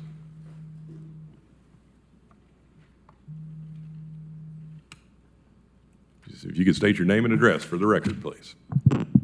Lisa McLeod, 4627 Martin Mill Pike. I have multiple concerns about this property. I think my first request would be for the Planning Commission to delay this conversation for a month, largely because, so I live down on Martin Mill Pike, and that's where the signage was put to let neighbors know that this was being requested to be a subdivision.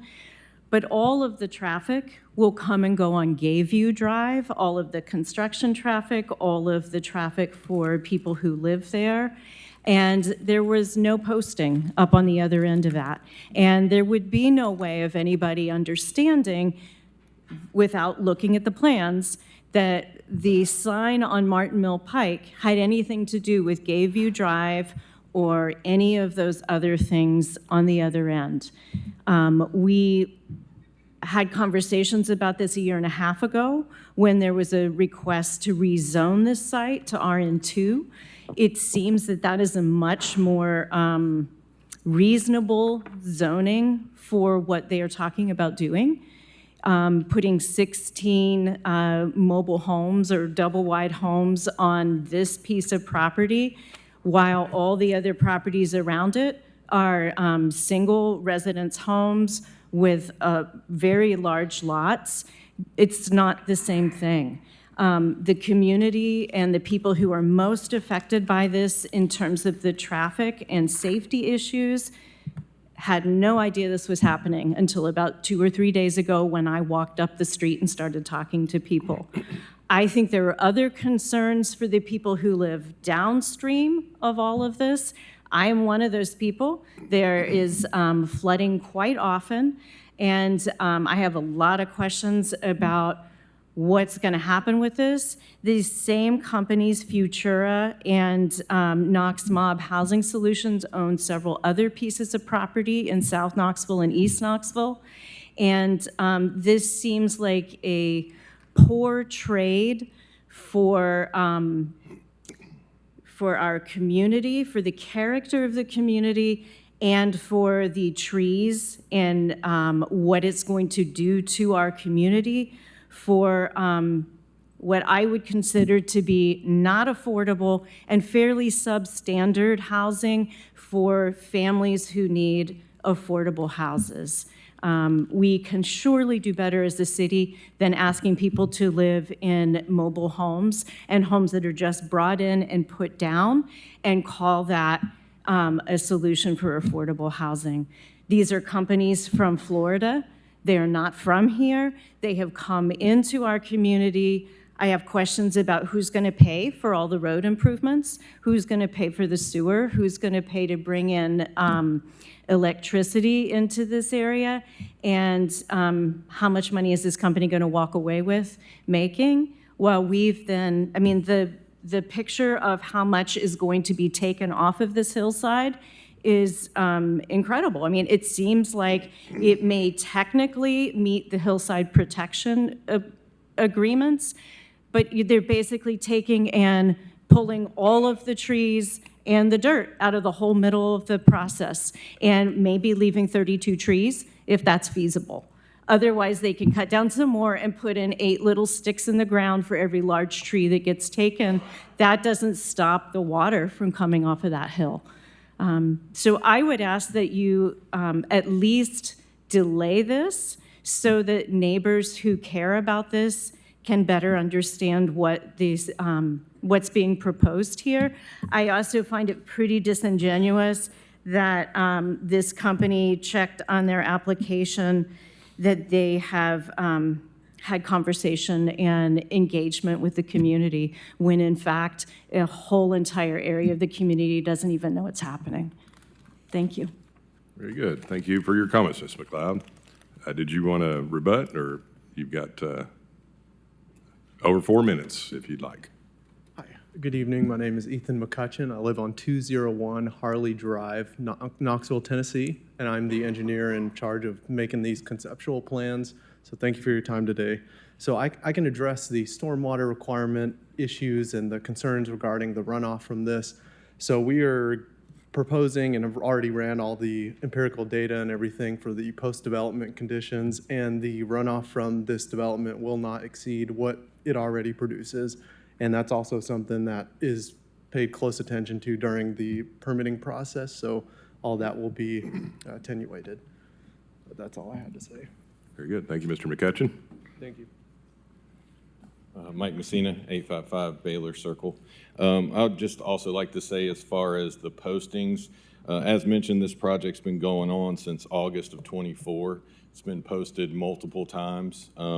We did get a call from the vice mayor in November of '24 that mentioned there were concerns about the project back when we were asking for a rezone. We did go to that meeting. We spoke to the community. We listened to concerns, and we went back to the drawing board. We withdrew our application. We came back with a 16-lot plan as opposed to 28, which was previously approved by this commission, but then denied at the city council level. So again, we're meeting all the technical requirements. We feel like we have a good plan. We're building beautiful homes. We're giving 16 new families an opportunity to be homeowners, and that's something we're really proud of. So the arguments that we hear a lot of is kind of like not in my backyard type arguments with no technical justification. But if we're meeting staff planning recommendations and we're meeting all the technical requirements, I would humbly ask you to approve. Thank you. Thank you, Mr. Messina. One quick clarification on that, Mr. Messina, before you sit down. So was your original application for RN2? That's correct. We were originally asking for RN2. Okay, and then it went to city council and they decided RN1 was more appropriate? Yes, after we spoke with the community and had the meeting with the vice mayor. Yes. Very good. Thank you. Yes, sir. Thank you. All right. Any thoughts, comments? Commissioner Midas. I guess I was going to ask the applicant if he could kind of speak a little bit about the houses, the manufactured houses that are going to be on the property. I feel like that's a little bit of the concern of the community. Sure. Yeah, I can speak or ask my colleague to speak, no problem. They're pre-manufactured homes, Clayton homes, that will be brand-new homes that will be set on site on piers. So it'll be minimum runoff effect, impervious, less impervious implications, standard Clayton home. Okay, question, if you don't mind, Commissioner Midas. So with that, you said to set them on piers. Is that considered a permanent foundation or? I'll let Ethan speak on that, please. Hello, good afternoon to everybody. Thank you for the opportunity to talk to you. My name is Eduardo Barros. I live in 3801 Shipwatch Lane, Knoxville. Very good. I'm one of the owners of the company, and the house we're trying to bring here, they are called modular homes. Their concept is very interesting in terms of urban accomplishment. It is a foundation house.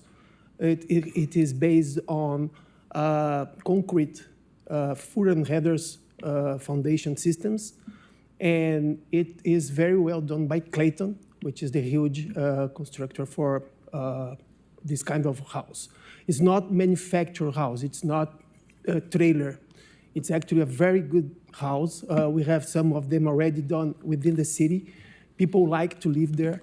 It's a very, it's like a stick-built home, but it's faster to build. And as we say here, our intention is to bring affordable houses to the city. We want to help people to live in good conditions. And the cost of this construction is cheaper, which allows us to sell it cheap as well. So we are not concerned with margin. We want to sell the houses. Excuse me, they won't be rentals. They're going to be No, yeah, we don't rent. We build. It's going to be a beautiful subdivision.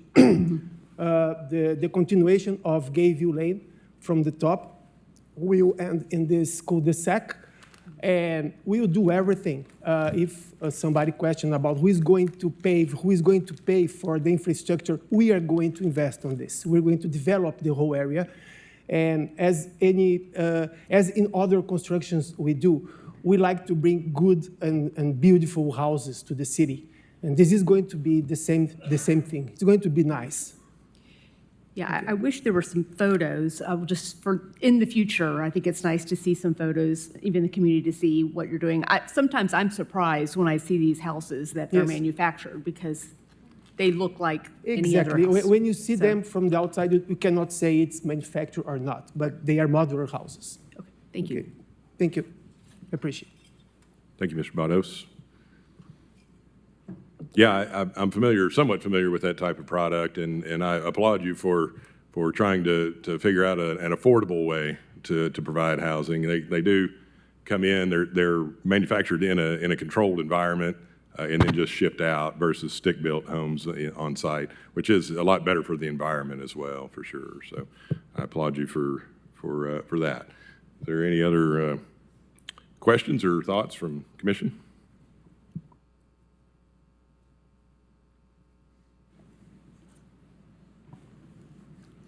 Commissioner Barger. As someone who grew up in a manufactured home and loved it, every bit of it, until we taught our donkey how to walk in the back door, I would like to make a motion to approve this subdivision. I think it is good for the area. I think it's an appropriate area. And I do think that people need affordable housing right now. So I'd like to make a motion to approve the concept plan for up to 16 lots, subject to the 6 listed conditions. We have a motion on the floor from Commissioner Barger and a second from Commissioner Anderson to approve the concept plan for 16 lots up to 6 conditions. All in favor say aye. Aye. Those opposed? The ayes have it. Congratulations. Thank you. All right. We are on to, pardon me for a second.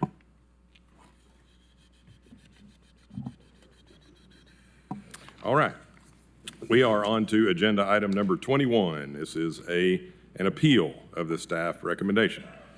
So, Mr. Marlowe, we'll get to you in just a second. Staff recommendation, staff recommends that the Planning Commission evaluate the proposed application based on the middle housing standards, Article 4.6, for the property located at 921 James Avenue. The Planning Commission should discuss whether the structure is a middle housing type per Article 4.6A, with a building footprint and overall scale comparable to single-family homes and compatible to existing housing in the surrounding area, and whether the proposal will be injurious to the surrounding neighborhood. Each application is reviewed on its own merits separately. Land use decisions are considered a case-by-case basis, and they are not fully bound by precedent. Boards are free to make different decisions on even similar projects, as no 2 pieces of land are exactly the same. If the Planning Commission makes a different decision on a similar application, the Planning Commission should provide reasonings as to why the decision differs. Is the applicant present?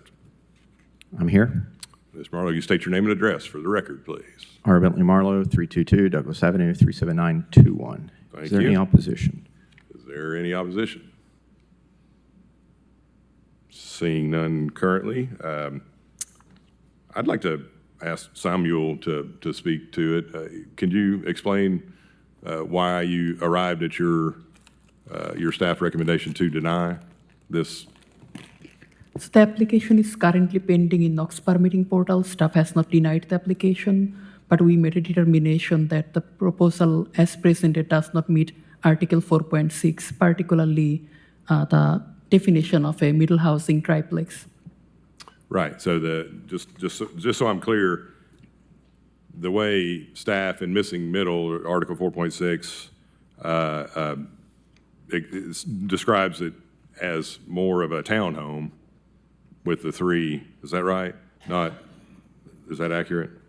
In staff's opinion, this is a slot house design. The lot on the corner, for this project, in staff's opinion, it's a slot house design that is not defined in middle housing. All right, so it's not defined in middle housing, but also it would be considered more of a townhome, but if it's a townhome, all the doors have to face the street. Is that right? That is correct. Okay. So, and we have a similar one on the next, it's 925 next door, I believe, we'll be reading next. So just for clarification, these are side by side. One of them does have street frontage that all 3 doors could face the street. One would be the slot house, as Samuel has shown, and should be in your packet there. So. For clarification, the next one we're going to see on 925 is on a corner lot, and it is possible to have a townhouse design, but staff determination is the same, that the other one is also a slot house design, because they do not meet the setback requirements of a townhouse. Understood. Okay. Understood. All right. So now that we have that basis, Mr. Marlowe, if you have the floor. All right, so just like the previous two triplexes that came before at 1403 Moses and 1411, these are identical. The ambiguity in the zoning code is between a townhome or a triplex, and as stated previously, the Tennessee Supreme Court has ruled that any ambiguity in zoning codes must be interpreted in the favor of the property owner, which is me, and I'm saying that this meets all of the requirements of a triplex as written in the code. It's not a slot home, number one, because we don't define it in our code anywhere, and number two, the front unit faces the street, which is a middle housing requirement, and you can build something like this in Denver, which is the kind of the pioneers, the slot home regulations. They require the unit closest to the street to face the street in order to be compliant. So this would comply with the Denver standard of a slot home. So for the reasons that we don't define a slot home in our code, and for the reason that this meets all of the requirements for middle housing as a triplex as written and adopted, and any ambiguity must be interpreted in my favor, I again believe that this must be approved. Thank you. Thank you for your time. Did you want to speak, Mr. Bartholomew? Yes, sir. Parker Bartholomew, 5406 Summit Ridge Lane, Knoxville, Tennessee, 37921. Handing out some handouts for y'all to look at. Page 1 is the definition of a triplex that these plans are required to meet. This meets the definition of triplex because you determined that it does in August, and then you again determined that it does in, well, last month. The definitions in our zoning code need to apply equally to each property. There's been a lot of discussion about how each individual parcel is different and zoning codes need to be unique to each individual parcel. I think we're going down a dangerous path if we can't determine that the definition of a triplex is equal in Mechanicsville, is equal in Fourth and Gill. That's what staff's asking you to say today, is that these definitions don't apply equally across the city. I think at the very least they apply equally across the city, but they also especially apply equally lots next to each other or just a few feet from each other. The fact that one may be 35 feet wide and one may be 34 feet wide is not a big enough difference in our zoning code. And I think it's something that we've asked for repeatedly, is to have a predictable path forward so that we can build homes affordably and that we can get through the process. It is not an easy process to get through plans and permitting in the city of Knoxville. And a specific example of that is on these, scale drawings of foundation vents were required in order to get through plans review on these. All items have gone through plans review. Page 2 shows the footprint of the approved buildings that were approved again in August and in last month. Page 3 is what is before you. The one that we're looking at is actually on the lower level. We'll be looking at the one above it in just a few minutes. If you go to page 4 or 3 and 4, I'm sorry, 4 and 5, these are the dimensional standards that need to be met. The design standards changed a few months ago, mainly because what I was building and what Mr. Marlowe was building, y'all didn't like, and that's okay. And those are changed, and they can't be built again. What was built at Whittle Springs can't be built again, and these won't be able to be built again once they're approved. But the laws at the time when they submitted are these rules. They're not the rules that staff is asking you to interpret now. And the rules that were on the books at the time, these buildings all meet. Staff has to create a new definition of slot house, and they use the windows and doors facing neighboring properties as how they justify that it doesn't comply with the neighborhood. The last page is an aerial photo that staff presented, and it highlights all the doors and windows of the adjacent properties that face the sides of the other homes. I ask you all to approve this and deny staff's denial. Thank you. Thank you, Mr. Bartholomew. But I'd beg to differ on the approvals.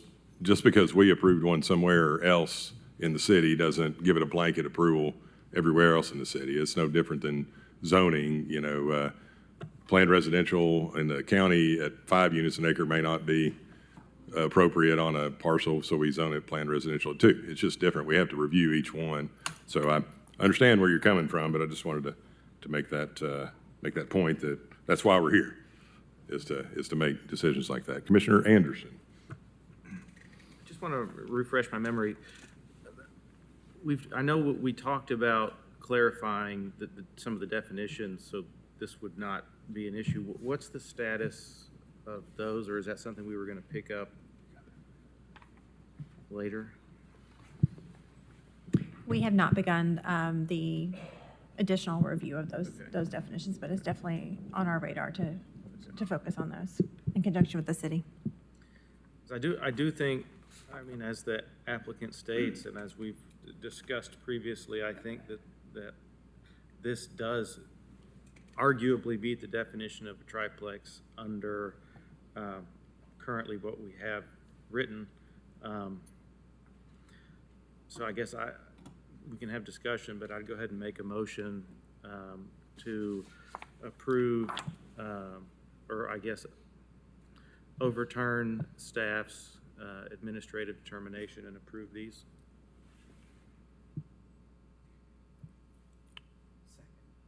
Okay, we have a motion by Commissioner Anderson and a reluctant second by Commissioner Gill. So we have that on the floor. We can get Margaret. Commissioner Butler, would you like to comment? I just want to clarify. So per the middle housing type, Article 4.6.A, point out that it's my opinion that the overall scale comparable to the single-family homes in the neighborhood and surrounding areas do not meet that scale, and I do think this proposal is injurious to the surrounding neighborhood. Very good. Thank you for your comments. Are there any other thoughts or comments from Commission? Commissioner Midas. Well, I agree with Commissioner Butler. I know this is going to come to no surprise that I'm going to be voting against this. I do want to make a comment because you were mentioning that there was no definition for slot housing, and correct me if I'm wrong, the reason there's no definition for slot housing is because it's not allowed in the City of Knoxville zoning ordinance. I feel like this does not meet the spirit of the missing middle. It is not in agreement with the rest of the neighborhood.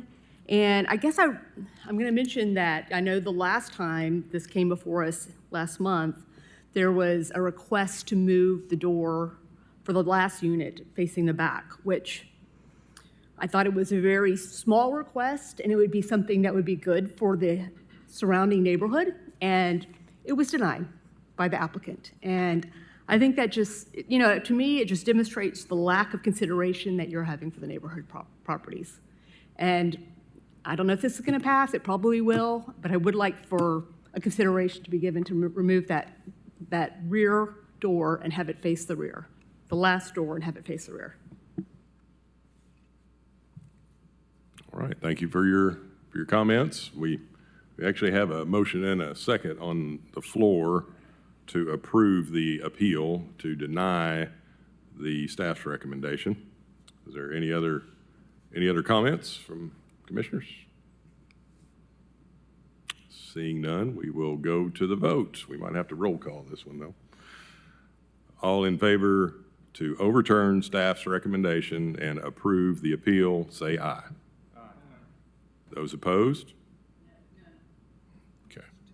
So I think we have 2 noes and 10 ayes. Okay, we will now move on to item number 22, very similar. I don't know how much discussion we need to have. The staff recommends that, I'll read it into the record. This is the applicant The staff recommendation is the staff recommends that Planning Commission evaluate the proposed application based on middle housing standards, Article 4.6, for the property located at 925 James Avenue. The Planning Commission should discuss whether the structure is in a middle housing type per Article 4.6A with a building footprint and overall scale comparable to single-family homes and compatible with the existing housing in the surrounding area, and whether the proposal will be injurious to the surrounding neighborhood. Each application is reviewed on its own merits separately. Land use decisions are considered on a case-by-case basis, and they are not fully bound by precedent. Boards are free to make different decisions on even on similar projects, as no two pieces of land are exactly the same. If the Planning Commission makes a different decision on a similar application, the Planning Commission should provide reasoning as to why their decision differs. Is the applicant present? I'm here. All right, you can state your name and address for the record again, please. R. Bentley Marlowe, 322 Douglas Avenue, 37921. Very good. So this one is at 925, so this one's actually on the corner facing the street. Yes, it's on the corner. Very good. Is there any, it's a very similar application, the same building, correct? Same building, yes. Any opposition? Okay.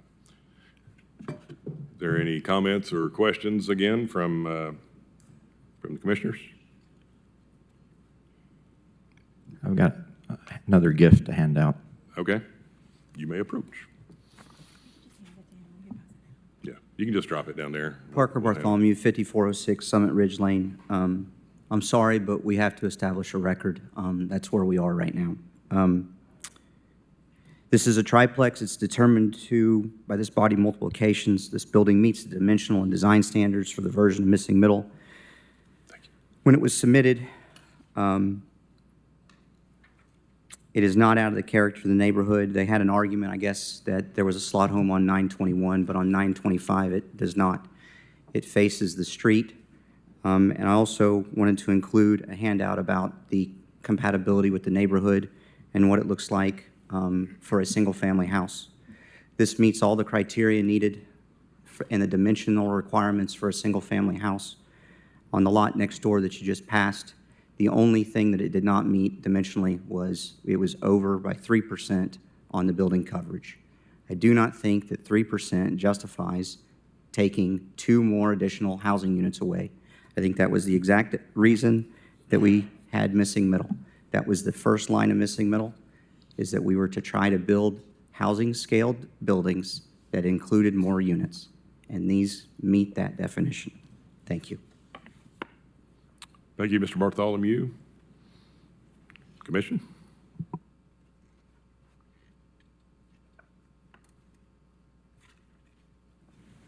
guess I'll make a motion to overturn staff's determination and approve this for missing middle. We have a motion by Commissioner Anderson and a second by Commissioner Gill to overturn staff's recommendation and approve the request for the application. All in favor say aye. Those opposed? So we're still 10-2. Thank you. Thank you.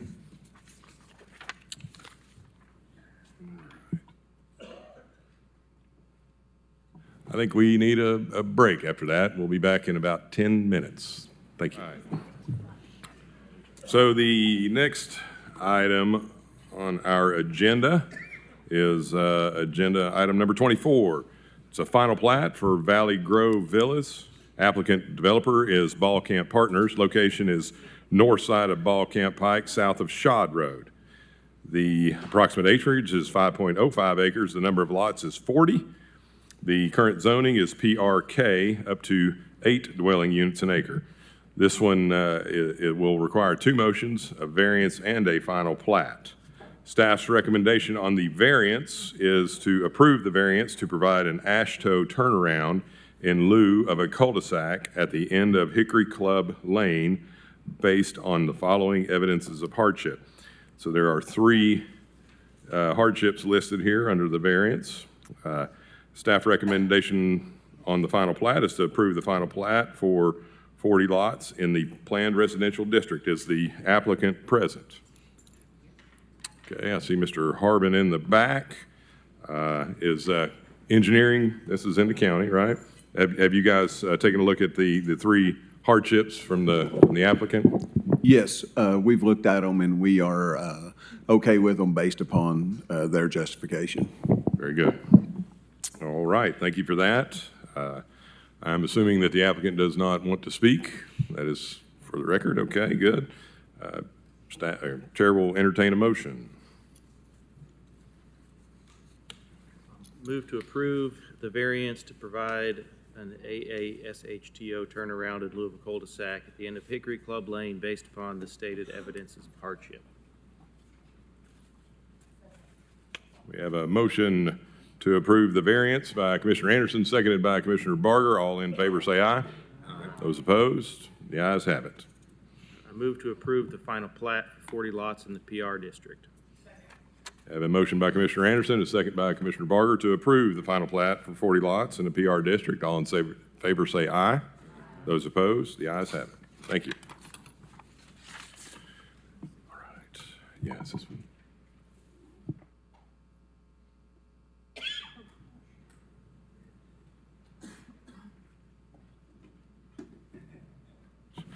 Okay, we are on to agenda item number 29. The applicant is Clint Fleming. The location is the east side of East Governor John Sevier Highway, south of Strawberry Plains Pike. The tract information is 11.45 acres. The current plan and designation is Business Park, BP, TCMU, Town Center Mixed Use, Stream Protection, Planned Commercial, CB Business and Manufacturing. The requested plan and zoning is MHI, Mining and Heavy Industrial, Stream Protection, and Light Industrial and Industrial. The existing land use is commercial. The staff recommendation on this one, let's see, this one will take two motions. We have a comp plan and an amendment, a comp amendment and then a rezoning. The staff recommendation on the plan is to deny mining and heavy industrial and the BP business park place types because they do not meet any of the criteria for a plan amendment and are inconsistent with the comprehensive plans and policies. The stream protection area would be retained. Staff recommendation number 2 on the rezoning portion is to deny the industrial and light industrial zones because they are inconsistent with the comprehensive plan and incompatible with surrounding conditions. The F floodway zone would be retained. Is the applicant present? Yes, sir, Mr. Chairman. Yes, sir. If you could state your name and address for the record, please. My name is Clint Fleming. My address to office is 2725 Asbury Road, Knoxville.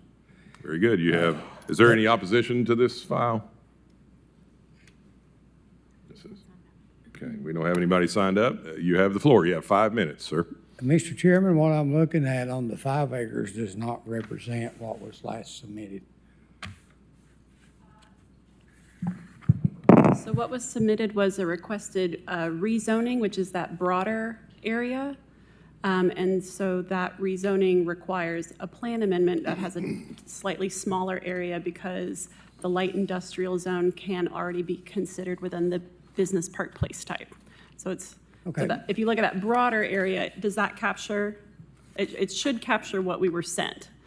That would be the light industrial, where we're touching light Yes. industrial at air gas. Yes. But we're already touching light industrial, and we've got heavy, and we've already got industrial in my front door, straight across the street.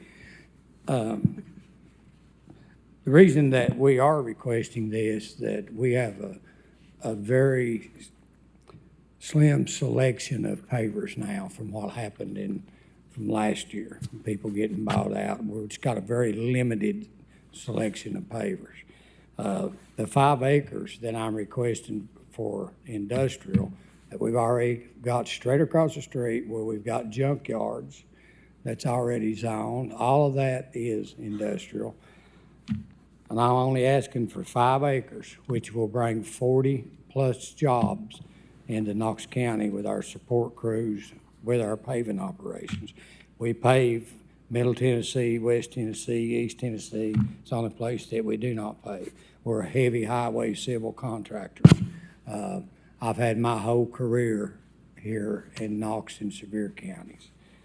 And I would ask that you all could please overturn this, because I'm already touching light industrial, heavy industrial straight across the street. I've got a letter that was uploaded today from our neighbor that owns the property that Herc Equipment sits on, that has no opposition to this.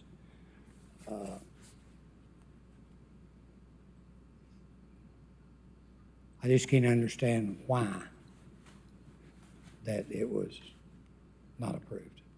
Understood. The, Ms. Hillman, can you speak to your recommendation?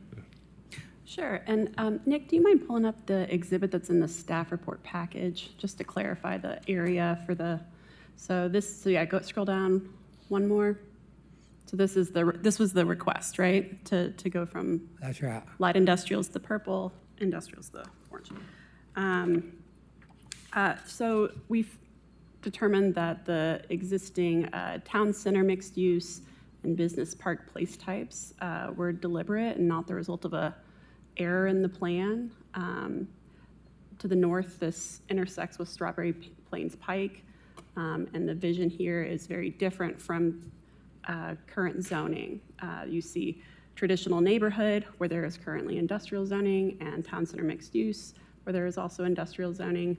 And this corresponds to the existing park space and this major arterial intersection. So for those reasons, we didn't see that there were any changes of conditions or other factors that supported a plan amendment to enable a rezoning. Yeah, all the grading's already done, and I respect that, but I've got industrial already in my front door that's a junkyard, okay? I've already got light industrial on this side. I've got a letter from the property owner on the south side that welcomes this. And it'll actually be an improvement to our property, plus getting better competitive prices for Knoxville and Knox County. Right. With us being allowed to bring our plants in, also creating 40-plus jobs. Right. So, Mr. Fleming, with respect to that, we don't consider what uses are going to happen there. It's 100% about the zoning and the vision for that area, I think, is where we are. Okay. With respect to that, we just went through a multi-year, multi-million-dollar comprehensive plan that looked at every square inch of Knox County. And in that plan, this is a pretty high-profile, intersection. I mean, Strawberry Plains and Well, I'm on down from it. Yeah, it's encompassing of the whole intersection, though. And I think the vision that County Commission and Mayor Jacobs and the people of Knoxville envision there is more of a town center mixed use. That's where that's where that comes from. TCMU, Town Center Mixed Use, is the current plan envision. I think that's a big part of the issue here. They don't want a heavy industrial type use in that, with the long range plan being for town center mixed use for that area. Mr. Chairman, we already have that all the way down to Understood. Yeah, I realize that's in that area, but it's the transition. That's where everything is going. And there were a lot of tough decisions that had to be made, where less density in one area with residential, higher density in another area, just like this. Is it more appropriate for a town center concept versus industrial? And I think over time, what we will see is that transition to the town center. So I think that's where staff's coming from, and I would tend to support that. I understand, but again, because we can't. I understand what you're saying about the paving. I do understand that. I've seen that happen, them getting acquired. But that said, that's not what we look at. We look at pure base zone. Is it appropriate for that area? And a plan that we just passed would strongly indicate it. So maybe 100 years down the road, it might fade out. Got to start somewhere. So for right now, here I am. That's right. Okay, but now this will go on before full commission, correct? It will move forward. You can appeal it to county commission. That's correct. I'm sorry? If it's denied, yes. If it's denied, Yes, Yeah, right. you would appeal it to county commission. If it were to pass, you would just, Well, I'm asking you all to reconsider it. I mean, it's 5 acres. I've got 20 in my front door. sure, I understand. It looked like there were some environmental constraints on that too. There was a lot of floodplain on that property. All of this has already been filled. Knox County approved the plan. We filled it years ago. Okay, This front part, all of this in the back where your all's park is, we ain't touching it.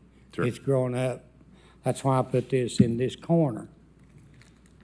On the south corner of our lot adjoining Mr. Gass's property. Sure. I tucked it over here, went to light industrial, left this huge buffer between us and the creek. And all of this that joins Knox County's property, Understood. leaving it alone.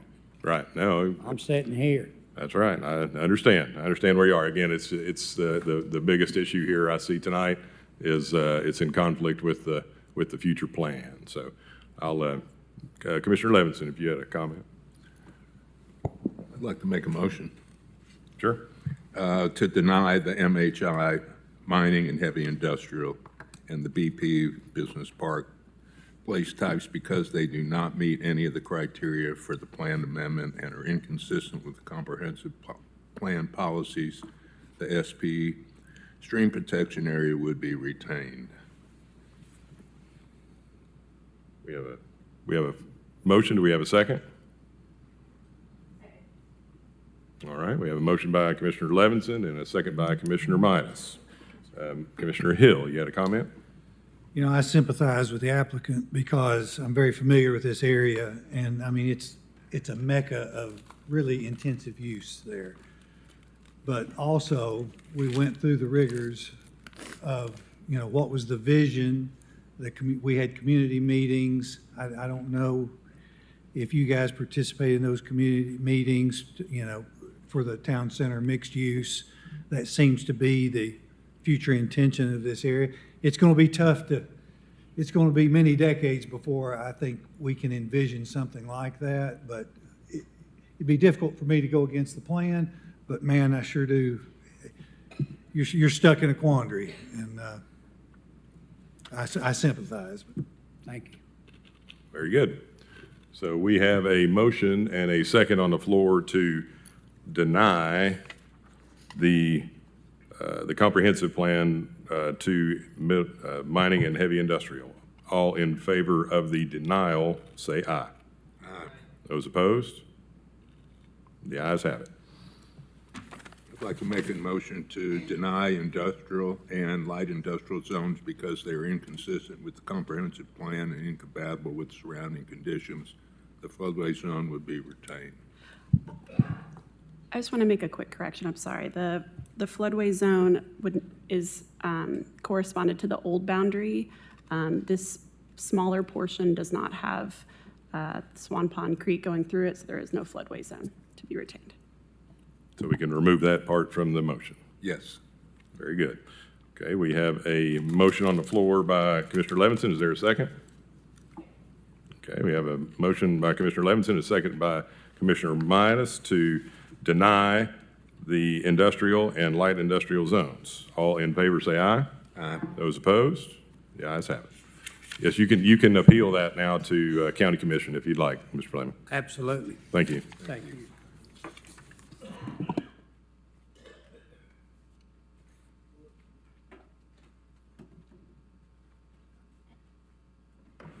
Okay, we are moving on to item number 32. The applicant is Neil Parkman. The location is the east side of George Light Road, east of Pellissippi Parkway. It's 1.54 acres. Current zoning is RA, low-density residential and technology overlay, TO. The requested zoning is planned residential and TO, technology overlay. Existing land use is single-family residential. The proposed density is up to 6 dwelling units per acre. This is a rezoning report with one motion. The staff's recommendation on that rezoning is to deny the planned residential zone with up to 6 dwelling units an acre because the property does not meet the intent of the district. The technology overlay would be retained. Is the applicant present?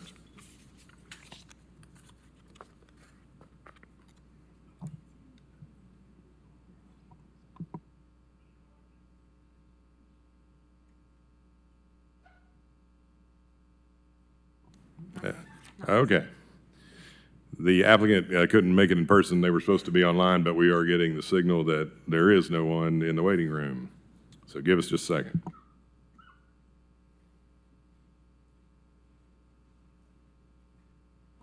Yeah, so I guess we'll continue to move on and hear it. So staff's recommendation is to deny the planned residential with up to 6 dwelling units an acre. I don't know if there's any comment or questions from the commissioners. Are there speakers? Are there anyone here opposed? Oh, right, we got one. Okay. Number 32, is this Mr. Parkman or Akers? Okay, if you could approach the podium, please. State your name and address. Is Mr. Parkman here as well? Not seeing Mr. Parkman. Okay, Mr. Akers, state your name and address. You've got 5 minutes. It's Mark Akers, 3305 Beaver Glade Lane in Knoxville. Yes, sir. I've been appointed, I guess, to speak on behalf of the Pellissippi Village Homeowners Association, and we butt up against this proposed development. And we live off Pellissippi Parkway, and if you've been on that parkway lately, it's pretty much like an unrestricted interstate, and our biggest concern is just safety issues there. We have 30 single-family homes already.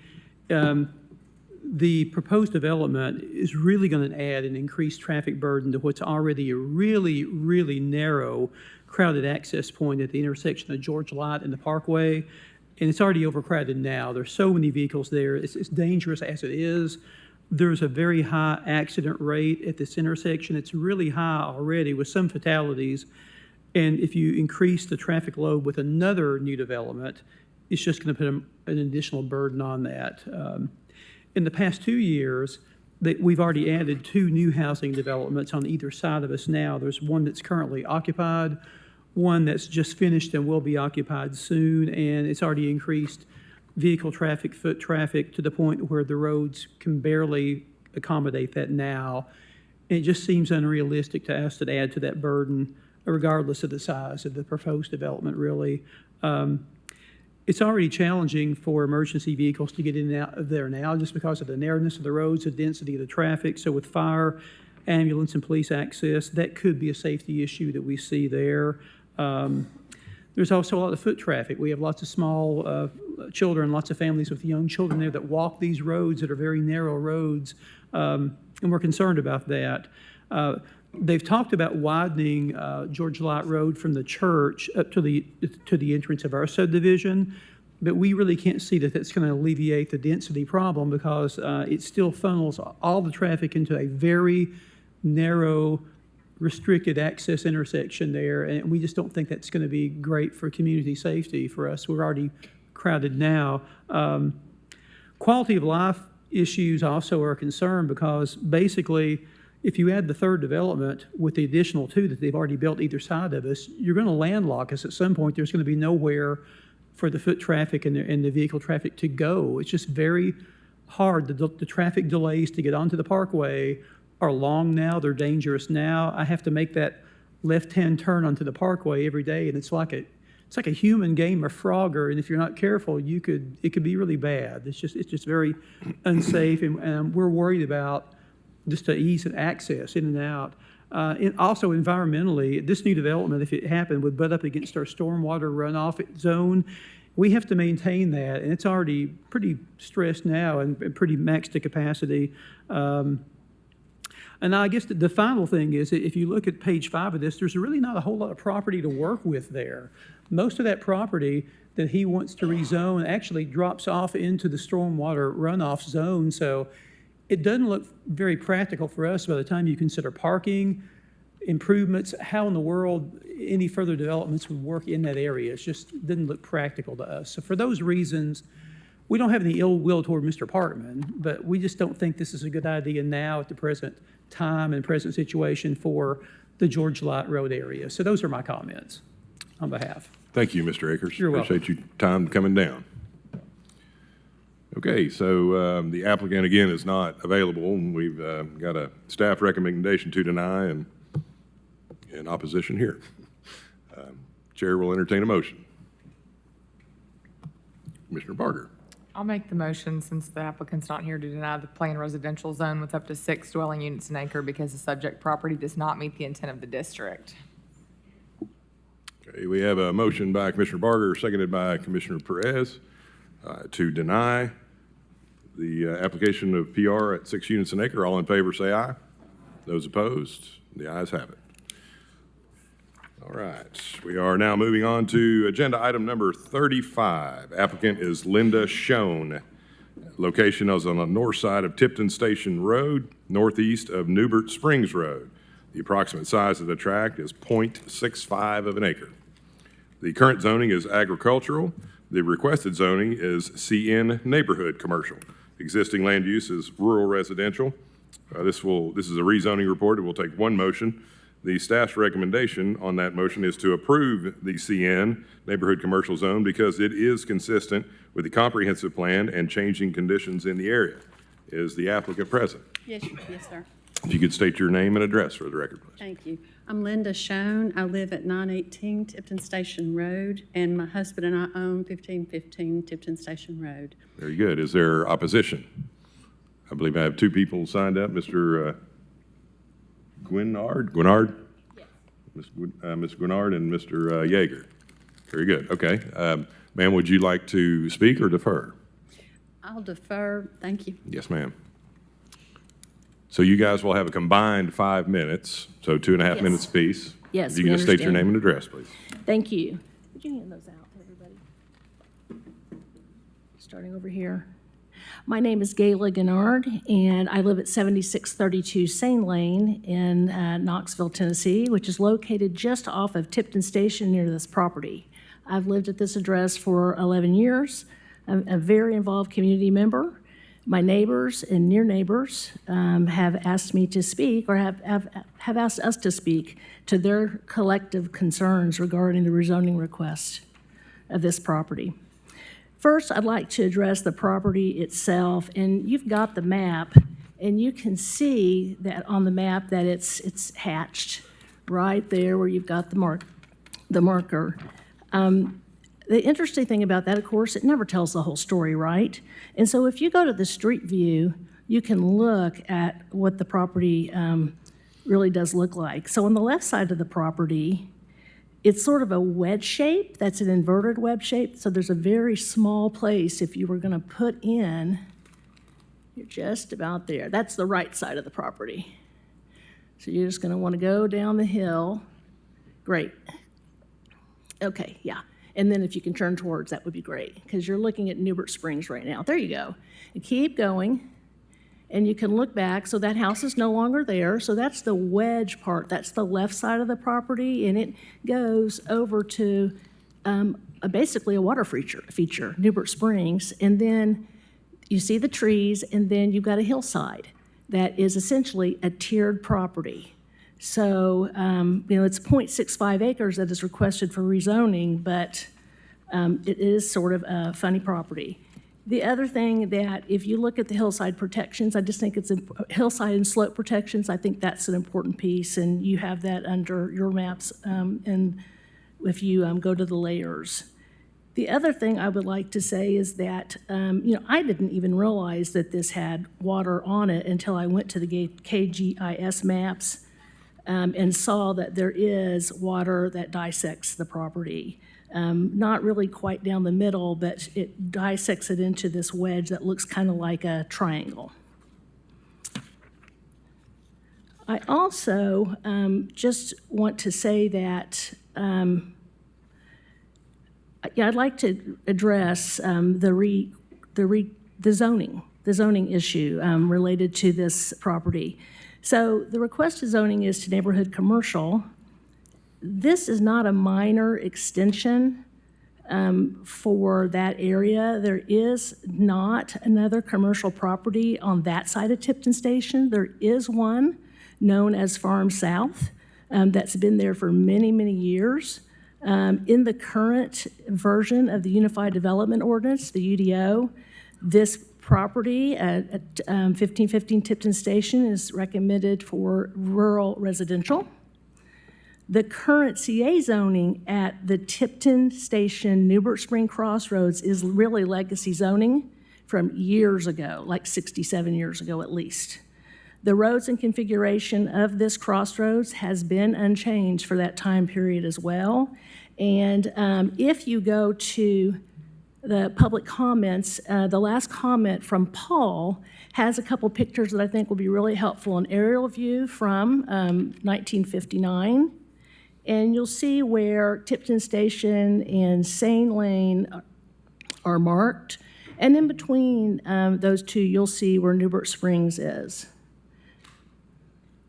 And if you look at Tipton Station, you can go right in it. Great, that's wonderful.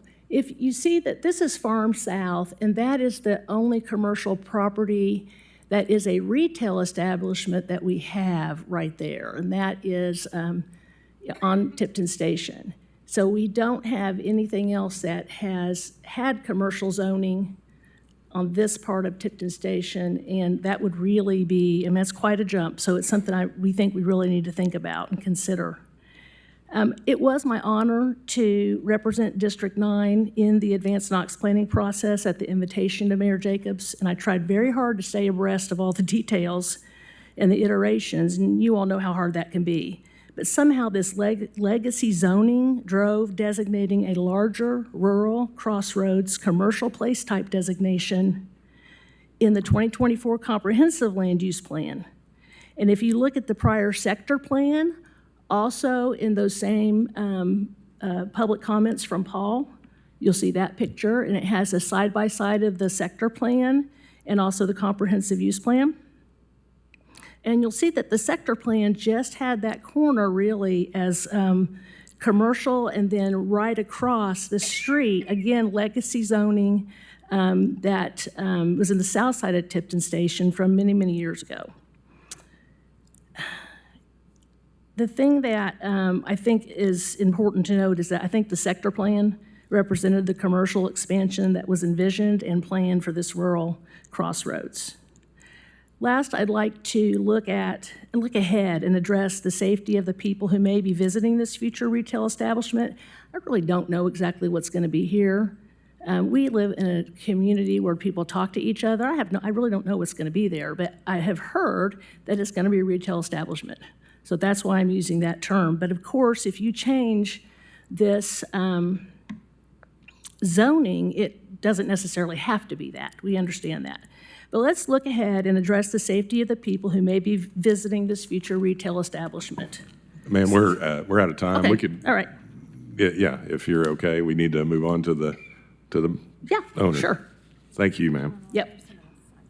Yeah, unless we could give Mr. Yeager, if you want, we can give 2 minutes if you wanted to. That'll be plenty, thank you. Okay, and then we'll give you an extra 2 minutes to talk to. My name is Paul Yeager. My address is 7710 Sain Lane. Again, if you go to the street view just for a quick second, the biggest concern I have for the property is just kind of layout of Tipton Station as it S's through the area there. If you want to go a little bit further up toward the intersection and turn and look back. Depending on where the driveway to an establishment that is there, I don't necessarily know that you're going to have the distance to see clearly if you're coming out of that establishment looking to the left or to the east up Tipton Station Road. There's a blind S-curve there. If you're coming down right there, you could not see when you're coming down from the east westward toward the intersection. There's a blind curve there. Anybody coming out of there, you do not even see that the property that's being requested for rezoning, much less you can't even see Newbert Springs coming from the north or Newbert Springs Road. So the speed limit's 45 in there. Car come out, there's been a lot of close calls already at that intersection. That's the biggest concern. Any change to that area, people coming out of the establishment onto Tipton Station, kind of taking their life in their own hands. So thank you much for everything you do, everybody. Thank you, Mr. Yeager. All right, Ms. Schoen, you'll have 7 minutes. Thank you so much. We are asking for this commission to approve this rezoning as it is consistent with the comprehensive plan that the mayor and this commission and so many other people have worked on for so long. and there are changing conditions in the area.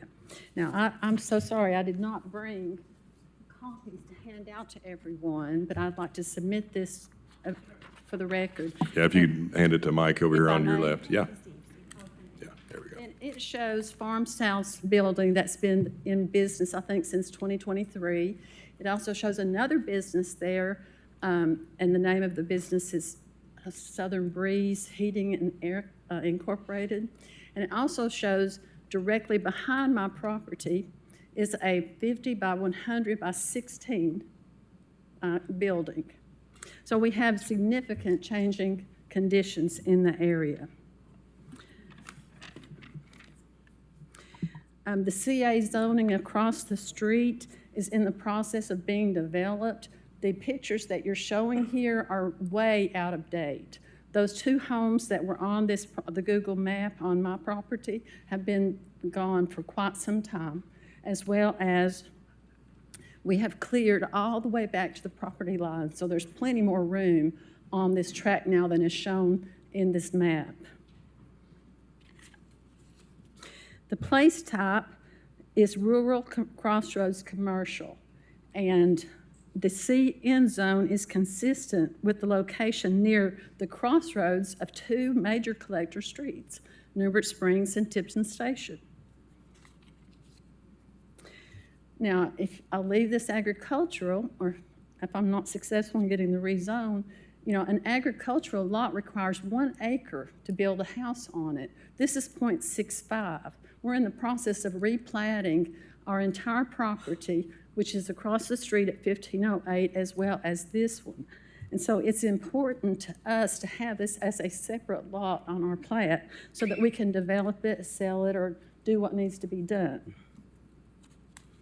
And further, I really think it's very important that the rezone to neighborhood commercial is just a perfect example of the implementation of advanced Knox.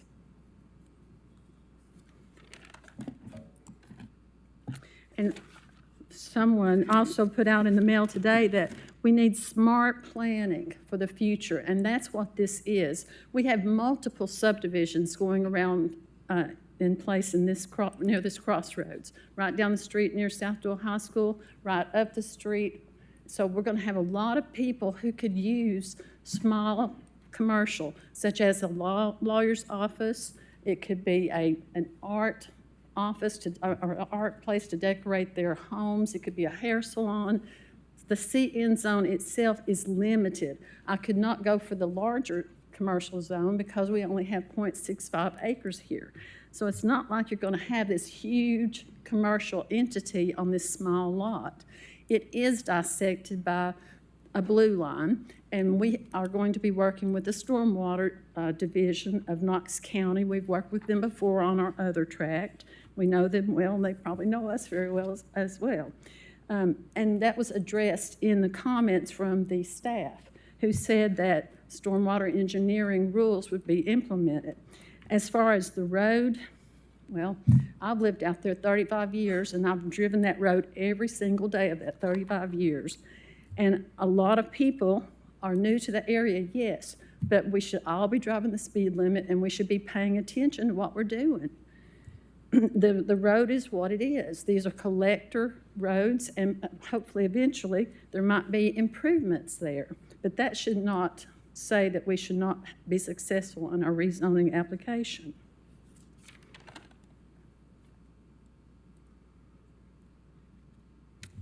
Thank you.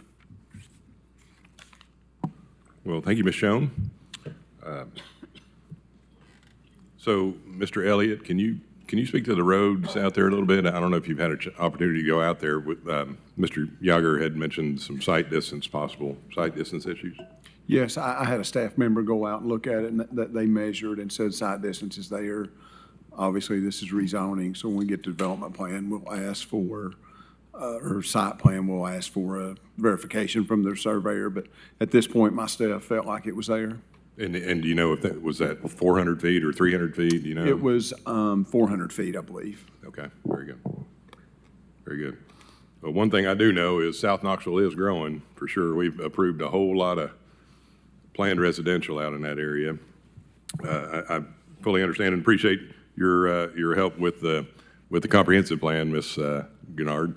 I know that's a lot of work and a lot of input, but the way it did get passed, ultimately, with it is showing this area as a small commercial node, which I'm familiar with that type of development, and it's actually a really great thing because what it does is it keeps people from having to get up on Johnsonville Highway and go to Chapman Highway and go further out just to get small basic commercial needs. So I think it's I'd be in support of the staff recommendation, but I'm certainly open to the commission. Commissioner Midas. Well, I know that intersection very well because I'm a big cyclist and I come through that intersection right there on Newport Springs at Tipton Station weekly when the weather permits. I understand your concern. Truthfully, I live in the city, but I love that area. I love the character, and I am a little concerned with the recent development that's been passed, especially on Tipton Station. But I love Farm South too. I remember when it first popped up, I thought, what is this? There's no commercial development in that area, and they did a really nice job with development. And I think Chairman Huber has an interesting insight in that, this is what, kind of what we want for that area, to be able to provide some commercial development for people in that area that they can go and seek out some retail and not have to get in their car and drive distances. So I see both sides, but, given the fact that this is allowed under the comprehensive plan and so much time and energy went into that, I believe that this is a good use, and I think this is where we need to go on this property. So I'm going to go ahead and I will make a motion, if anyone else has anything to say, to go ahead and approve the CN Neighborhood Commercial Zone because it is consistent with the comprehensive plan and the changing conditions in the area.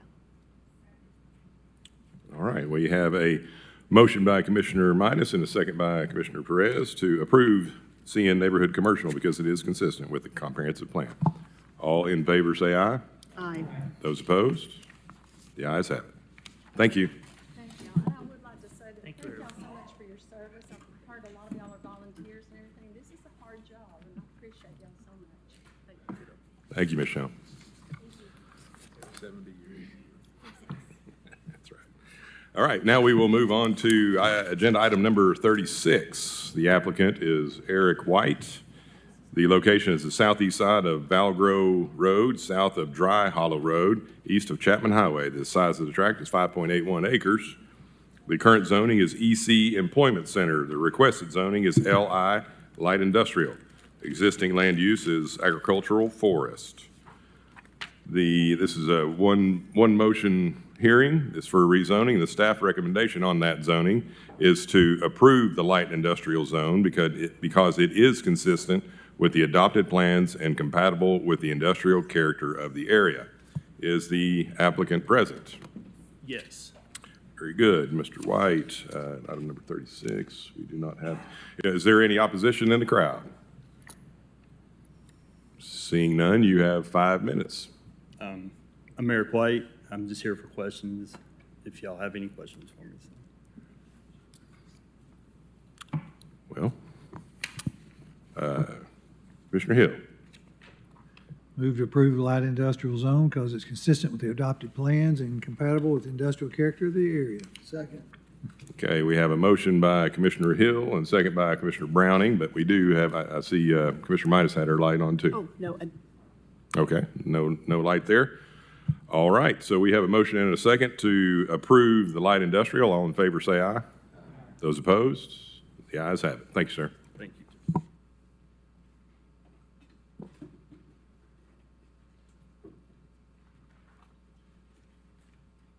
Okay, we will move on to item number 37. 41. No, we have postponed that one. My bad.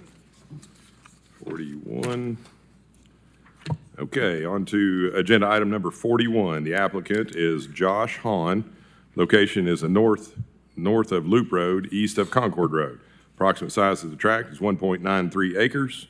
Current zoning is agricultural. Requested zoning is RA, low density. Residential, existing land use is single-family residential. Again, this is one motion for a rezoning. Staff's recommendation on that zoning is to approve the RA, low-density residential zone, because it is consistent with the Knox County Comprehensive Plan and surrounding area. Is the applicant present? Yes, sir. Okay, and let's see, we're on item number 41. Is there opposition? There is Mr. Barton? Yes, sir. Okay. So, Mr. Smith, you can, Mr. Hahn, you can defer and let the opposition speak first, or you can go first. It's your choice. Yeah, Josh Hahn, 556 Keene Circle, Dandridge, 37725, and we'll let the gentleman go ahead. Very good. Mr. Barton, if you could state your name and address for the record, please.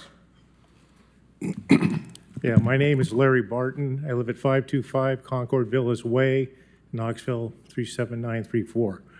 I'm asking to basically go against the staff's recommendation. I live in Concord Villas. I'm on the board of directors, so I'm here representing all the owners of the 48 units that comprise Concord Villas at this time. We border two sides of the property that's in question, that's being asked to be rezoned. On one side, we have 5 units that are right on a hillside, and the property line is right at the bottom of the hill, basically.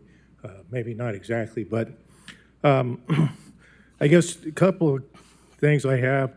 One, and I don't know whether this is relevant or not, in the request, it does show the owners as Sean and Stephanie Smith.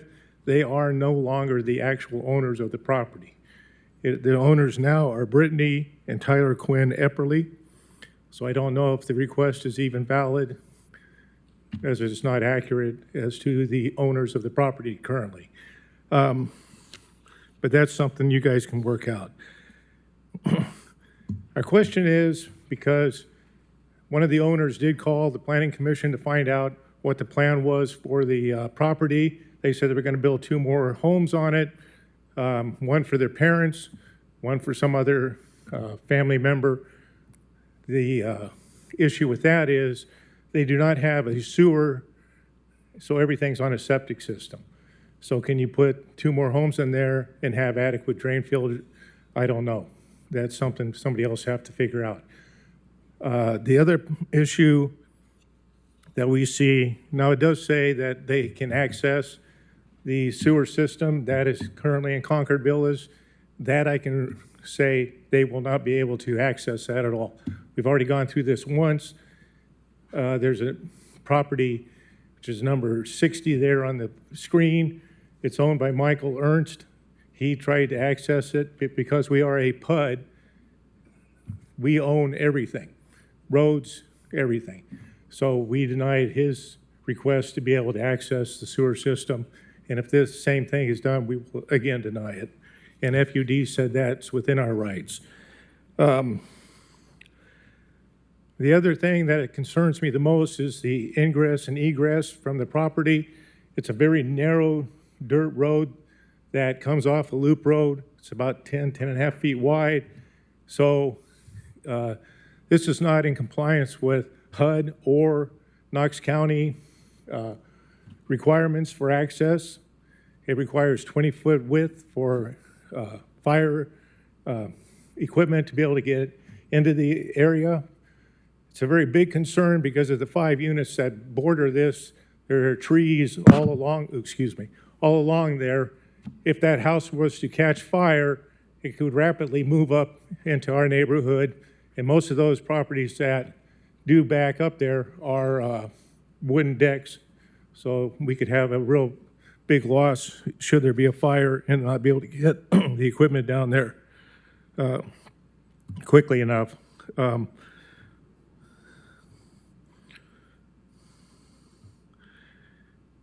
And that other lot that I mentioned, he had it up for sale for a while. It was not sold, but if he's able to sell it, that's going to add more vehicles onto that very narrow roadway as it stands right now. Another concern we have is, although it kind of says they're not supposed to do it, if they would be doing any work on that hillside, because it could impact the integrity of the homes that are above it. We did have some problems when they built all the apartment complexes on the other side of our neighborhood with some people up in Concord Woods having some issues. So our neighborhood is made up mostly of elderly people. A majority of them are single ladies. And we worry about the fact because the new owners do a lot of Airbnb. So what is our, security for the neighborhood? We don't know. I'm not saying they're bad people because it looks like they have some very high-end properties downtown. You got about 10 seconds, sir. What's that? You have about 5 seconds left on your 5 minutes. You're limited to 5 minutes in discussion. I understand. So all I'm asking for is for you to deny the access or the rezoning for this property and protect those of us that are in Concord Villas. So thank you for your time. Thank you, Mr. Akers. 41. Mr. Barton, my apologies. Okay, Mr. Hahn. All right. Thank you, guys. So this property is already within the growth plan in Knox County. It is, we are asking for RA, we're asking for less density than what has already been approved surrounding. Since 2016, per the staff comments, several properties have been approved RA and PR. We've had multiple discussions, sat down with planning, Whitney Warner, and we were told, I won't quote her, but we were told that the property is expected to be rezoned by the county at some point in time, even could be as soon as this year.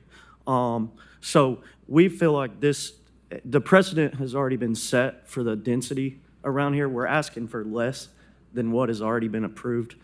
And as far as the access, we're just discussing now whether this meets the requirements for the zone change. Very good. Did you have any other comments or?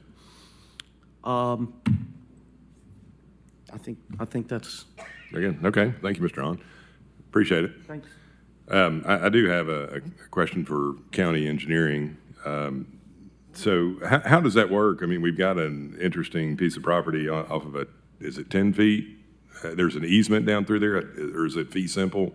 Or I believe they have told us that there's a 25-foot easement that's deeded to them. So that'll have to be platted, and they can access 5 lots off of that easement. So if they add 3, there's one there, that'd only be 4 lots total off of an easement. So it's, so they've got 25 feet, I get that, the access, they have legal access, but I guess maybe the gravel road that Mr. Barton is speaking of is only 10 feet wide or so now, is that accurate? So they would have to improve that back to the parcel. Yes, that's correct. They would have to improve the access easement. Very good.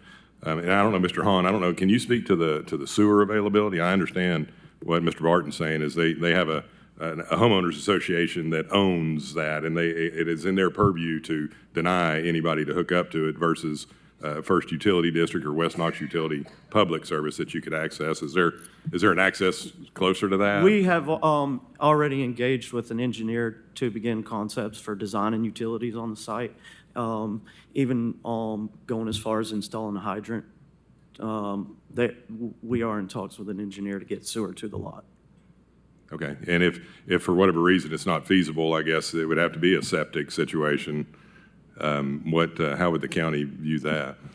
We would defer to the health department. If the health department permitted the septic system, we'd issue a building permit on it.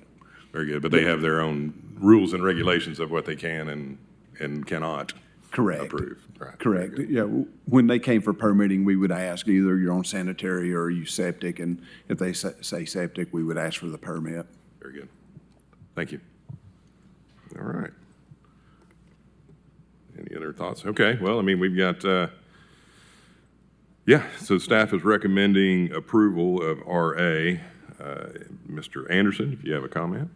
No, I was just gonna say understand that there might be some issues that have to get worked through, but I think the staff's recommendation makes sense, and so I'd like to move to approve the RA zone.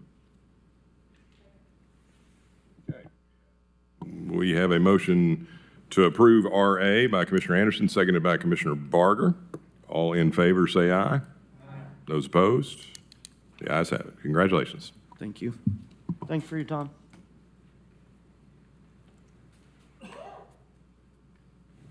All right, now we're moving on to agenda item number 45.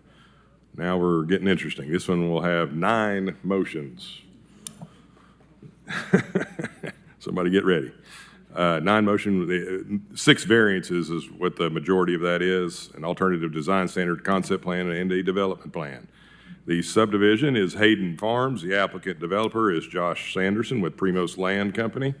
Location is north of Barkley Knoll Lane and Pepper Bush Lane intersection. The approximate acreage is 48.58 acres. The zoning is planned residential up to 3 dwelling units per acre. Existing land use is agricultural. Proposed use, single-family lots. The number of lots is 42. All right, here we go. So staff recommendation on variance 1 is to approve the variance to reduce the K value from 25 to 14.29 at Road Station A, from station 0 plus 37 to 2 plus 11. There are 3 A, B, and C reasons listed in there. Staff recommendation 2 is to approve the variance to reduce the K value from 25 to K equals 24.76 at Road A, from station 3 plus 72 to station 5 plus 11. There are, again, 3 justifications for that approval recommendation. Staff recommendation on variance number 3 is to approve the variance to reduce the K value from 25 to K equals 17.28 at the end of Road B, from station 7 plus 44 to 8 plus 72. Again, A, B, and C is listed in the staff report as justification for that. Staff recommendation for the variance number 4. 3, 4. Staff recommendation for number 4 is to approve the variance to reduce the Road A tangent from 150 feet to 116.9 feet from station 5 plus 10 to 6 plus 26. 3 reasonings, A, B, and C, are listed in the staff report.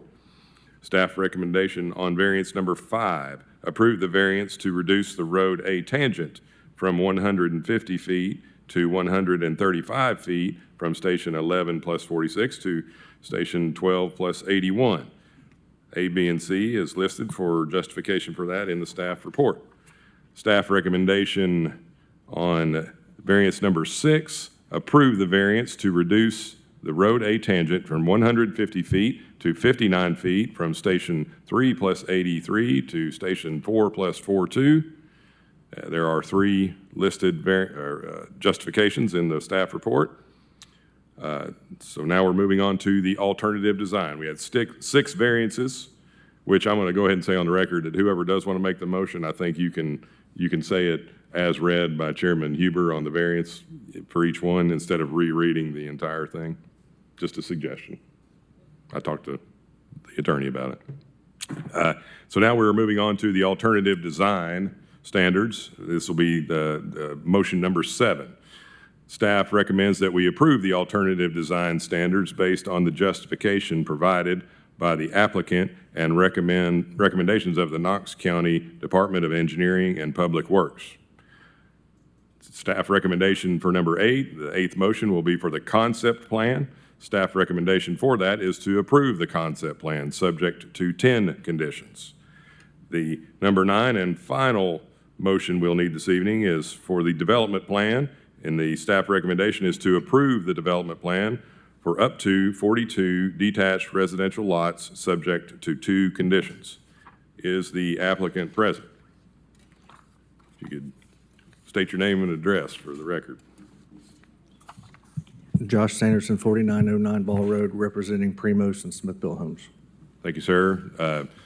Okay, so I'm going to kind of try to consolidate this for engineering. So we have 6 variances that have 3 reasonings, justifications for each one. Has engineering reviewed all 6 of those variances? Yes, we have, and the site is very steep and has FEMA, so we're good with them. The only exception, and I noted it on the form, was that on variance number 1, they're requesting a K down to 14.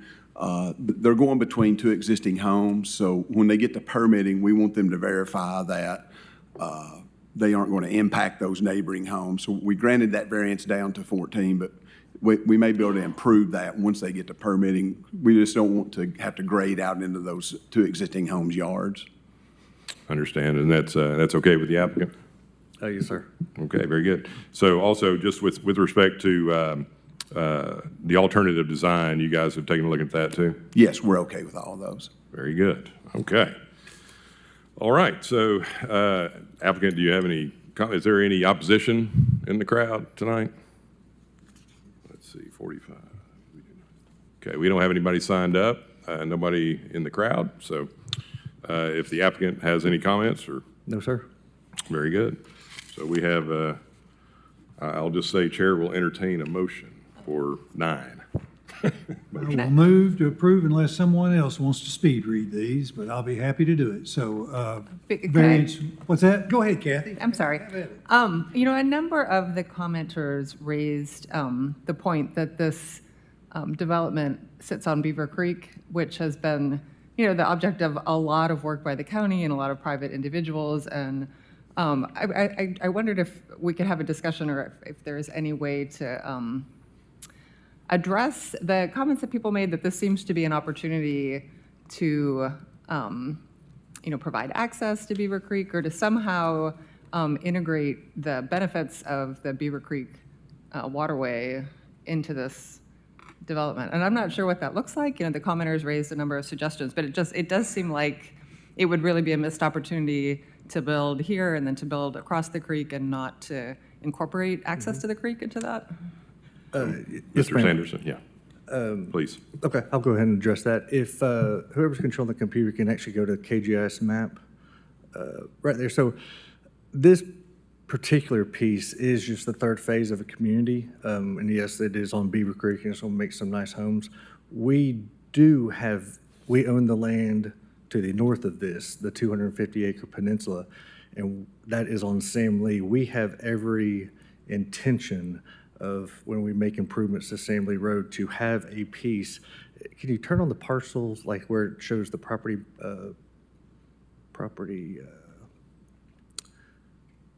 like the property lines, I guess, if it does. Right in that corner, right where that square is in that house, we bought that house from Mr. Grooms, and that lays gentle down to the creek, and it's attached to a Sam Lee Road, and we envision that having putting a parking, enough places to put a kayak launch or something.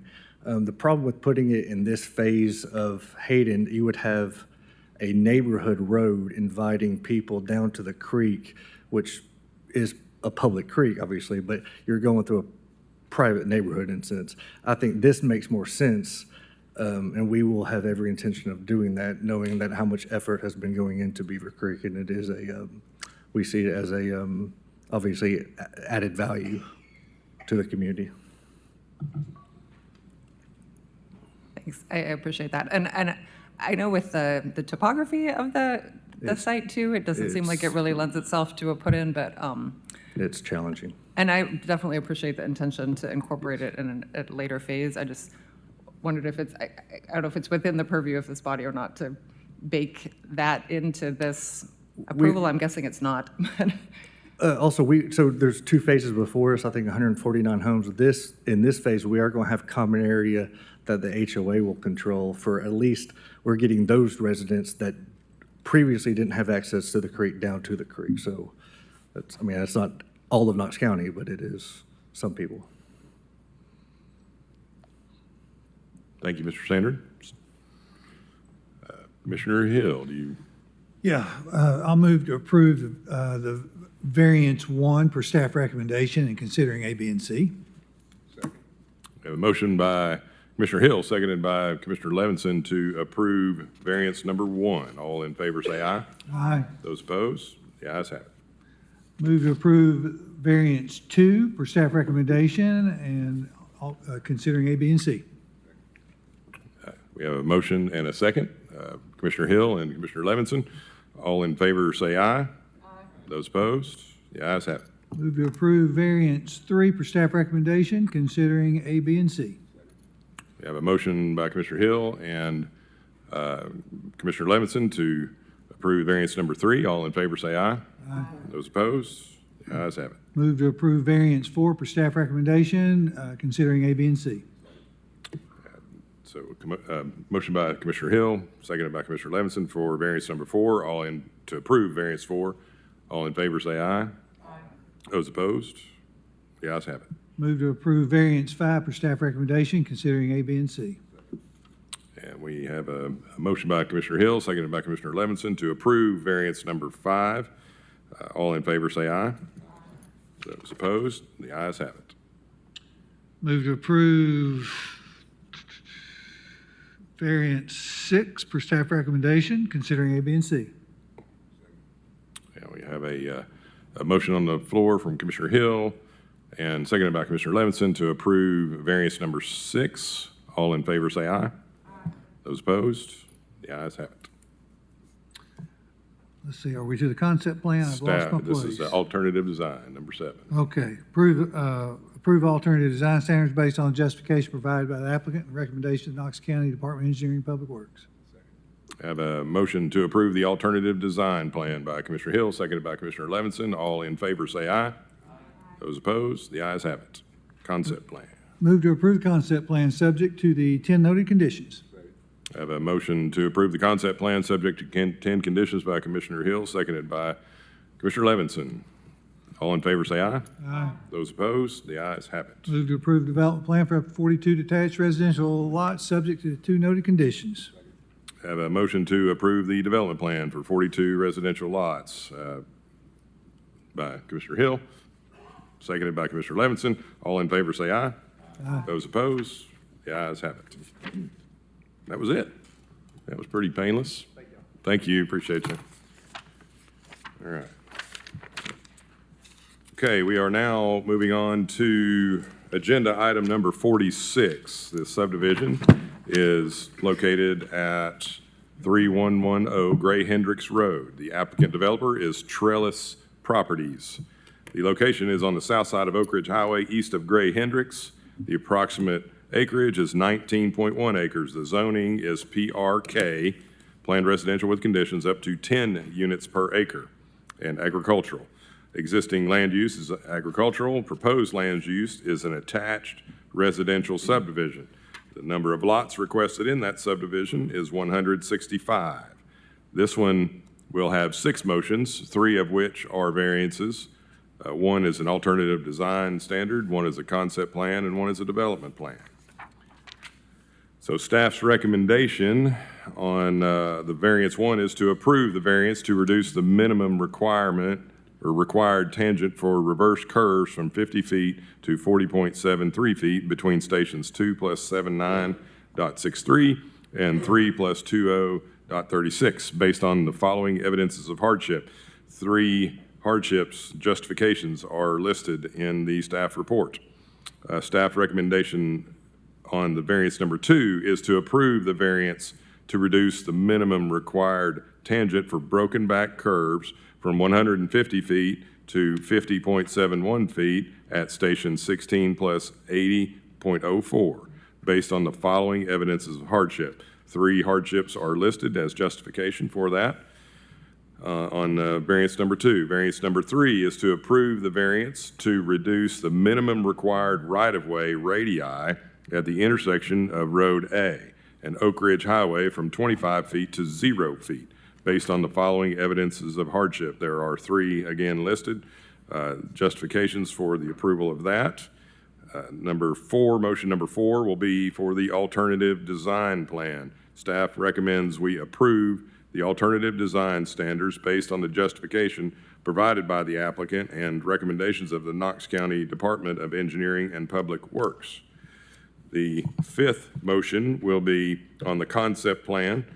Staff's recommendation is to approve the concept plan subject to 11 conditions. The staff recommendation on the development plan, the sixth motion will be to approve the development plan for up to 165 attached residential lots subject to 2 conditions. Is the applicant present? I am Ben Mullins, 550 West Main Street, here for the applicant. Very good, thank you. And engineering, county engineering, did you have an opportunity for all? We have 3 variances. You reviewed all 3 of those and the justification listed in the staff report, and you're comfortable with those? Yes, we reviewed and we're comfortable with them. Very good. And as well with respect to the alternative design standards, you're comfortable with the justification provided to you by the applicant? Yes, we're okay with them. Very good. Thank you, sir. Okay, is there opposition to this? This is number 46. Looks like we have 3 people signed up, Ms. Orr, Mr. Spencer, and Mr. Walker. Are you? Okay, we've got one, it's Ms. Orr. The applicant, would you like to defer, or do you want to go first? I'll say a couple of things briefly first, and then I'll reserve the rest of my time to address any comments from the opposition. We're in agreement with staff's recommendation on everything, with the exception of in the concept plan, there are 2 conditions, one that we would like to delete in its entirety and one that we want to modify related to the access strip. And we're fine with potentially providing right-of-way. It's just trying to determine whether we can provide that right-of-way in the future, and where it would be is something that we'd want to reserve for the design plan phase and to be put on the final plat. I would like to pass out just kind of my suggested language on the modification of those conditions and reserve the rest of my time to address the opposition's comments. Thank you. Very good. Thank you, sir. So opposition, so Ms. Orr or Mr. Spencer or Mr. Walker, if you could just state your name and address for the record, please. Before I begin, could you zoom in on the east side so that you can see the units numbered 18 through 47? I'm sorry, could you speak into the microphone? I'm and sorry. State your name and address for the record, please. Karen Orr, 7529 Oak Ridge Highway. Okay. Could you zoom in so that you can see the actual unit numbers 18 through 47? And I just want to remind you that you'll have a combined 5 minutes to speak on the matter. Yes. All 3 of you, or 4, if there's a 4. we understand. There's a Nancy Welch here as well, right? Okay. My husband and I own the property adjacent to the new development on the east side. Particularly, we will have units 18 through 47 visible from our property. There's only a 35-foot setback. But my first thing is that the original plan only had 44 units. They've stuck in 45, 46, and 47 as if we didn't have enough on our property. Stuck those in, and I think they're too close to the hillside protection area. Although the actual building is not on it, they will do excavation that may disturb that property, that area. So I would like those 3 units to be removed if possible. The other thing is, we would like a privacy fence, 7 feet or higher, a solid continuous privacy fence to be constructed close to the backside of their units so that we will have the 35-foot setbacks will remain as forest. And then they will have the privacy fence between us 2 for permanent noise and visual buffer, for security from my property from people coming over readily onto my driveway, kids, pets, or adults. Also, the owner of the property adjacent to ours, 7539, they're elderly, but they also wanted me to say they are in concurrence with the privacy fence. Thank you. Thank you, Ms. Orr. Is Ms. Welch, are you going to, that'd be fine. My name is Nancy Welch. I am the property owner at 3106 Gray Hendricks, which is on the upper side right there. I own that property with my siblings, and we would like to reiterate the same thing as the gentleman that lives at 3114, Mr. Brian Sylvie. He could not be here today. We would also like to recommend and request a privacy fence or some sort of concrete wall for privacy and for the aging family members and small children that are around there, and for the integrity and enjoyment of our property. And I want to address right there at the top of the property, it also says a public access road, which we covered this last time we were here. It is not a secondary. It would not be used as a secondary access point, but it is not an access point. That is my private driveway. So it is maintained by us. It is not maintained by the county. And it would not be any kind of public access at all. We would not give any kind of easement. We would not give any kind of access because that is our property. So that is what I would like to address, and I'll let this other gentleman speak as well. Thank you, Ms. Welch. If you could state your name and address for the record, please. Yes, I appreciate your time. Lee Spencer, 7882 Brownview Road, Carnes, Knoxville, Tennessee, 37931. Yes, sir. I would like to start off by saying half of this development cuts out deciduous forest that is home to much wildlife and a lot of the character of this area in Carnes. Not one single person I've spoken to in Carnes is in favor of this development unless they are making money off of it. Okay? Now, that's not saying people don't want any new homes. They do, and they certainly want them to be affordable. But we think it can be done in a balanced and thoughtful manner to maintain some of the forestry there, and we own the property on the end down here. I apologize. The whole end down there is us, and it goes up to the ridge. The ridge is heavily wooded. There's a lot of water runoff come down through there. We have a pond at the bottom, which is just this side of the property line where those last 4 units are going to be, which if that pond fails, they're going to get flooded because it is a lot of water, okay? And you know, the fact is there are deer, there are turkeys, there are fox, there are woodpeckers, there are owls. There's a lot of wildlife there. And if they were going to maintain a buffer of trees around and cut the number from 165 to something way more practical, I don't think there would be any complaints from anyone around there. But as it is, it's going to be a giant eyesore, and it's going to be a giant impact on our life that we have built here. My wife's grandmother was graduating class, the first class of Carnes High School, okay? They have been here forever. And no one is against progress, no one is against development, but we think it can be done in a more reasonable fashion. Thank you. Thank you. Mr. Spencer, is there a Bill Walker here? Just wanted to, would you like to speak, Mr. Walker? No, this is not my plan. You're okay? Okay, very good. So we'll turn it back over to the applicants. Thank you. This property was rezoned for 10 dwelling units an acre last year. When it went through planning staff's recommendation in this body, we asked for and got the recommendation for 12 dwelling units an acre. We reduced it to 10 dwelling units an acre in county commission, meeting with the neighbors and addressing some of the concerns about the density to reduce that somewhat. You know, we understand the privacy concerns. That's why staff recommended type B and type C buffers along the areas that are closer. We're also not reducing the peripheral setback. You know, in the PR zone, you have the ability when you're doing residential to residential, which this is, to reduce the setback to 15 feet. And we're keeping the 35-foot peripheral setback and putting the landscaping buffering there.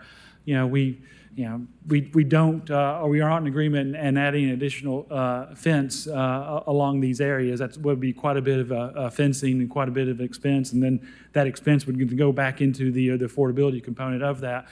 And the regulations, frankly, don't contemplate privacy fencing. They contemplate in these planned zones the landscaping screening that we have in place to address the privacy, and we have the 3 different types of landscaping screens.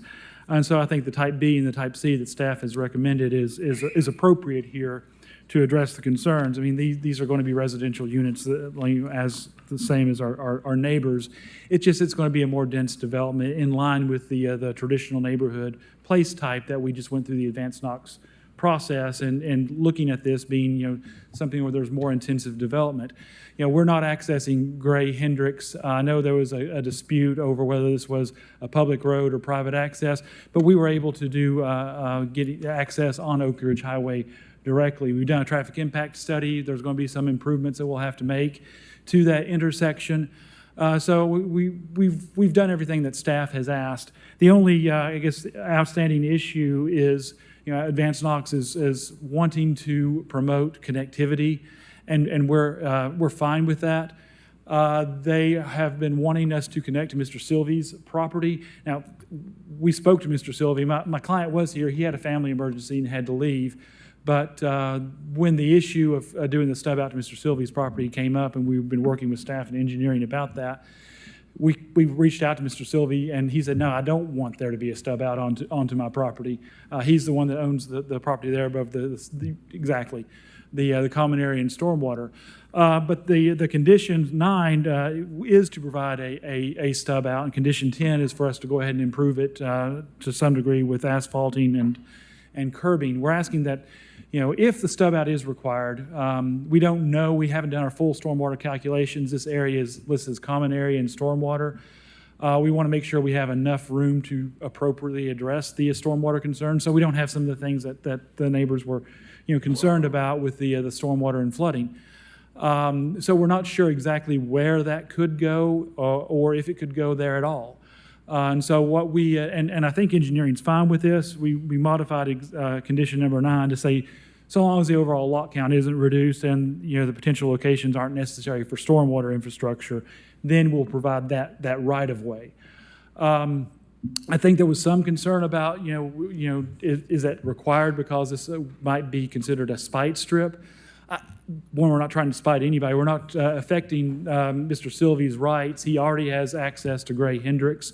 We're not landlocking his property in front of this. This isn't done in any way to frustrate, his access to or any land use rights there. In fact, he wouldn't even have access to Oak Ridge Highway if we weren't able to do that land swap with the gas station there in the first instance. So we're okay with the idea of connectivity and right-of-way, but we think we need to do a little bit more engineering with the stormwater to determine where that would go. And that's why I'm asking for condition number 9 to be modified, and then condition number 10 to be deleted. If there is going to be improvements to the right-of-way at some time in the future, which I don't think Mr. Sylvie plans to develop his property, but whoever does develop that property, it would be to their benefit, and they should pay for it. And that's the reason we would ask for condition 10 to be deleted. All that said, with those modifications, I'd ask you to approve this. Thank you. Very good. Thank you, Counselor. All right. So, is there any comments, conversation from staff or Commissioner Midas? I guess my one question is about the stub outs. How does staff handle that? Or how do you decide where the stub out's going to be, and are we leaving that up to the developer to decide? Because it sounds like that's going to be a continued issue going forward with the UDO. I'll start, and then I'll turn it over to Samuel.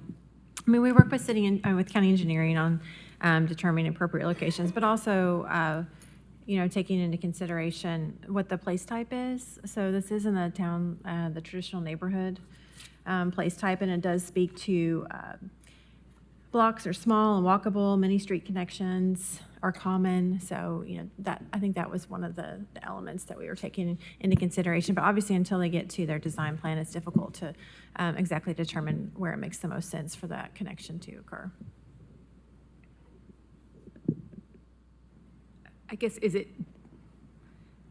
based on surrounding properties, or, how will they decide that? How would who decide it? Well, I guess it will be either the developer or county. I mean, not specifically thinking about this property, but as you all know, whenever you will often see that we will request a stub out to a specific property. It is spoken to in the sub-regulations about, looking for those opportunities to connect properties where it is feasible. So, it's something that we have done for a number of years. And this property, it's a public street that enters in, and it abuts another large piece of property. Well, and there's one on each side, right? So that. Yes, there is another access on the other side. So they could have more than one stub out? No, I'm not sure that I'm following that question. The development that we're talking about, or the property that? The development we're talking about, there's not. No, we're one not to the- recommending an additional connection. Just one. Just that one. Samuel, do you want to speak to this? Yes, staff is recommending connection to a specific parcel that is noted in the recommendation. This is the parcel to the right of the map that you can see in here. The property to the north, the other large property that is connected, that is located along Gray Hendricks Road, that has very winding curve, and during the rezoning of this property, there are some discussion about how having additional unit on Gray Hendricks Road, in that portion of Gray Hendricks Road, could be challenging. But if a connection is provided here, and another connection is provided on Gray Hendricks Road for any future development, there should not be any issue that you may have with the other property. And as Amy mentioned, connectivity is supported by the TN place type and the subdivision regulation. A spite strip is also prohibited in the subdivision regulation. The no design plan or grading plan was submitted with this concept plan. That's why we are recommending that the exact location of the step out shall be reviewed during the design plan phase by engineering and public works. I heard somebody ask a question from the audience. I'm just going to try to answer it real fast because it's a question about what a stub out is. A stub out is a right-of-way for a future road connection to an adjacent property. It's not built yet, but it allows the potential for a road expansion or extension onto an adjacent property. And I want to clarify something on condition 10. So it is written that the carbon asphalt should be installed through the intersection radii. So the condition does not stipulate that they need to build out the entirety of the road. It just stipulates that up to the intersection radii, the pavement should be built. And this is to ensure that there is a sidewalk proposed along that portion. If there is a sidewalk ramp needed, or for any future road that the grade matches. So this is a typical condition we recommend if we recommend a stub out. So the entirety of the road does not need to be built by this condition. Thank you, Samuel. I guess, I mean, I like the vision of trying to look down the road. I mean, this is traditional neighborhoods. We've been talking a lot about a comprehensive plan today, and it was decided that this area, we want it to be a higher density. We want it to be housing more people. I like the idea of considering Gray Hendricks Road over there is probably a substandard road, might not have good sight distance. Why don't we consider looking at the, requiring a stub out? Now, that said, I think it's fair that the applicant hasn't had an opportunity to do their design yet, so they don't know if they can even fit it in. So, I mean, my opinion is the changes, the amendment to number 9 of the recommendation, the condition is fair. It's like, hey, we're happy to do it if we can do it. I think it would be cumbersome to try to force it at this stage. But if I could throw it over to engineering, and 10, I think 10 would probably just have to go away too. But what's engineering's thoughts on it? Well, I like the condition put where we have some flexibility. If the storm pointer pond is too large and they can't put it in, I think that satisfies us. And number 10 can go away. Typically, I like number 10 to build around the radii. When it goes between two houses, in this instance, it's not going to matter. So someone's not buying a house with a large lot, and then next thing you know, a road's going through. So I'm okay with 10 going away. And so Knox County Engineering would be in support of the changes proposed by the applicant about so long as the lot count is not reduced or the potential locations are not necessary for stormwater infrastructure added to number 9? Yeah, we'd be okay with that. Very good. Very good. Can I ask, though, I'm sorry. Go right ahead, Ms. Jones. Thank you. The first clause of the proposed amendment is kind of vague. So long as the overall lot count is not reduced. I mean, if you reduce the lot count by 1, then you get out of having to consider the stub road. I mean, it seems like the real issue is the stormwater infrastructure. So do you need that first phrase about the lot count not being reduced?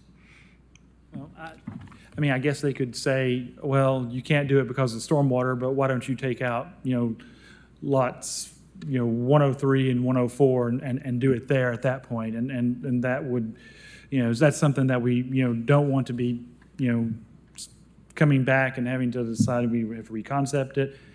So that's the reason we don't want to potentially reduce our lot counts, nor we do want to affect our stormwater. So that's the reason that first clause was there. It was always contemplated, I believe, either, at the top area, where this common area and stormwater, potentially at that location. But I think, Samuel, correct me if I'm wrong, you're looking more at the area that's between the proposed driveway and lots 103 and 104, that's on just above the timer. That was the area I think you contemplated would be the best area for potential access. Is that I think that would be optimal, but the condition does not specify where it go.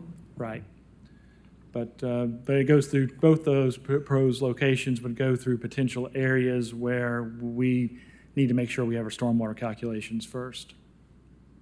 I think it makes sense to leave it. Well, I appreciate that. It's very dense as it is. And, if you don't put the connectivity in now, then the potential for connectivity, then you lose it forever. So. No, and again, like I said, we're not opposed to having connectivity once we do our stormwater calculations and see if it makes sense there's a place we could put it, especially in that location. I think, some of the concerns, if you push it too far to the, I guess I'm going to orient myself, that would be to the south behind lots 103 and 104. You're putting a potential public road right behind those units, and they certainly would not be happy about that whenever that came through. If you move it closer to the north, you're getting into the larger areas, which would more likely impact your stormwater infrastructure, and you're also potentially creating a driveway intersection issue with that proposed driveway into the gas station area. So, we just need to study it more and want to put the kind of the flexibility back in the design phase with engineering and start figuring out where the best location could be. Commissioner Anderson.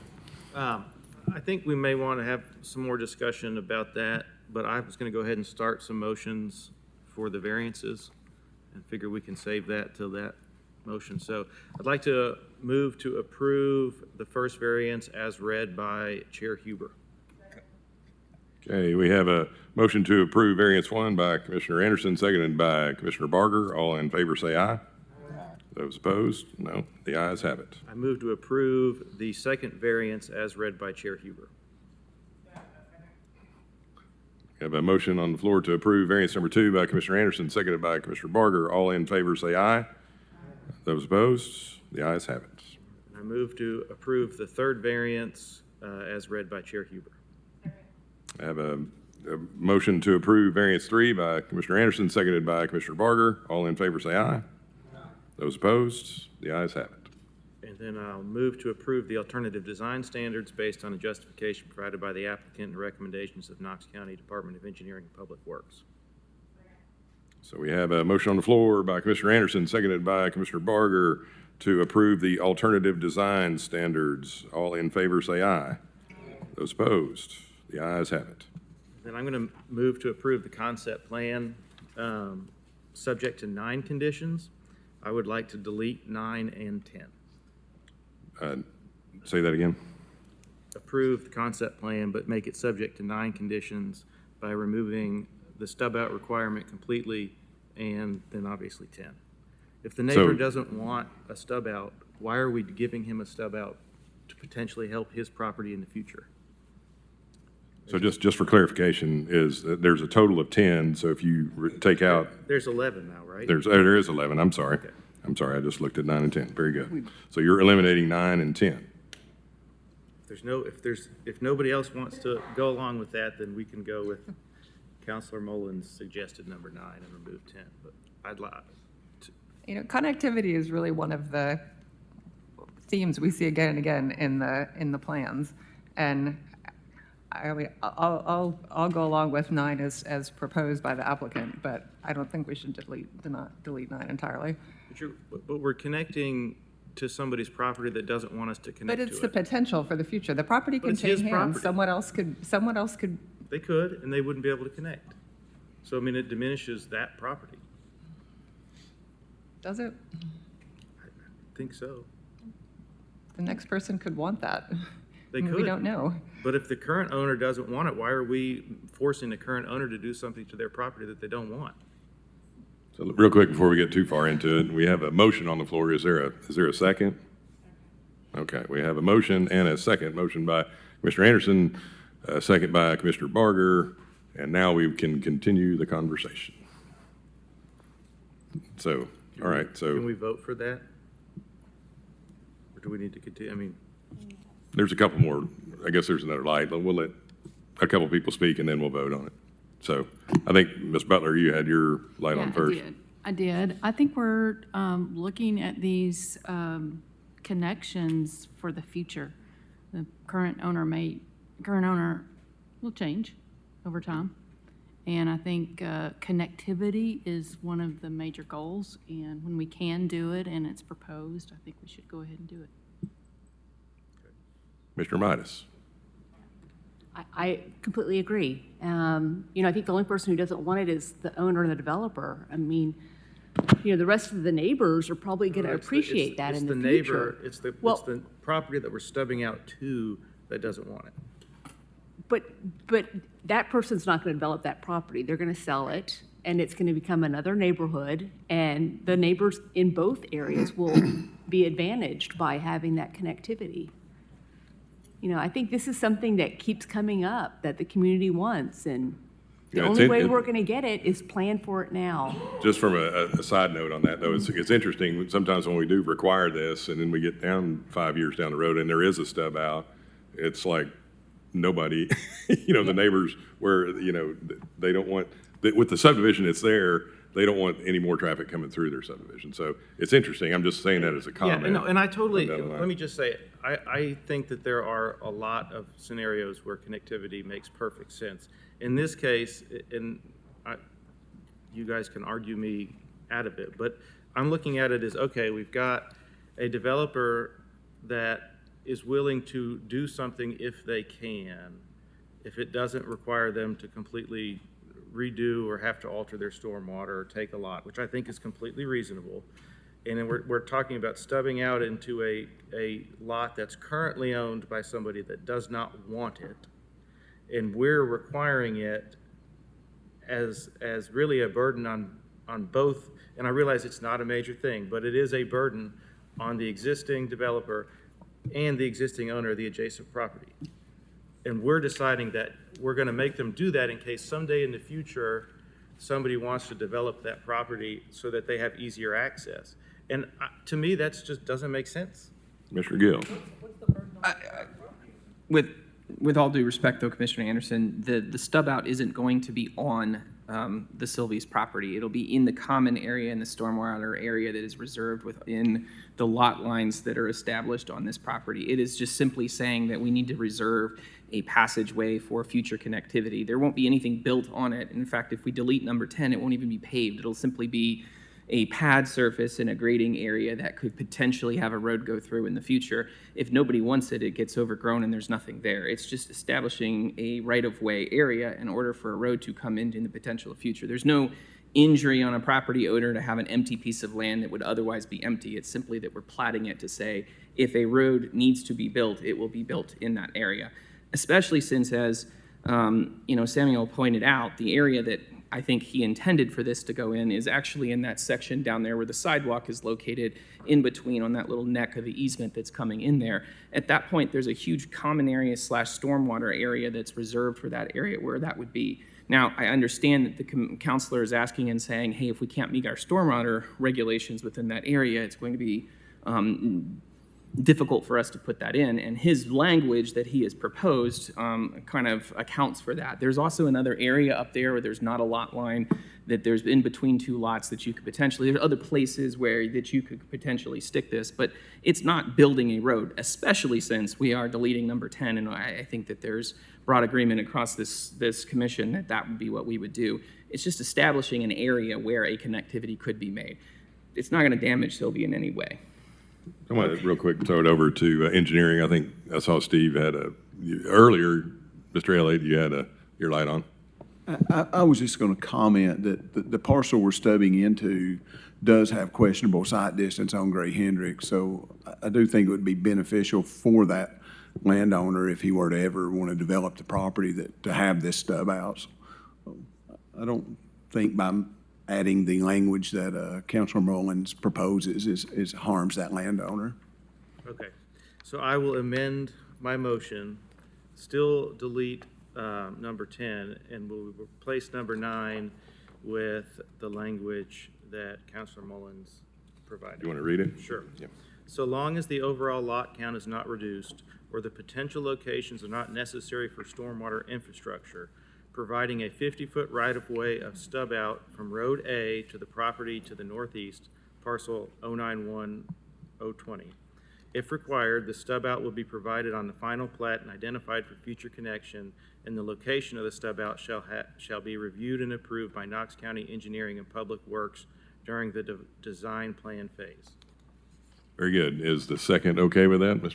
Commissioner Barker, good. Second is okay with that. So we have a motion and a second on the floor to approve the concept plan subject to 10 conditions, eliminating item number 10, making it 10, and adjusting the language for number 9 as read by Commissioner Anderson. Everybody clear on that? All right, very good. So we have a motion and a second. All in favor say aye. Those opposed? The ayes have it on the concept plan. Now we need a development plan. Move to approve the development plan for up to 165 attached residential lots, subject to the 2 stated conditions. We have a motion by Commissioner Anderson and a second by Commissioner Barger to approve the development plan for up to 165 attached residential units, subject to 2 conditions. All in favor say aye. Those opposed? The ayes have it. Thank you.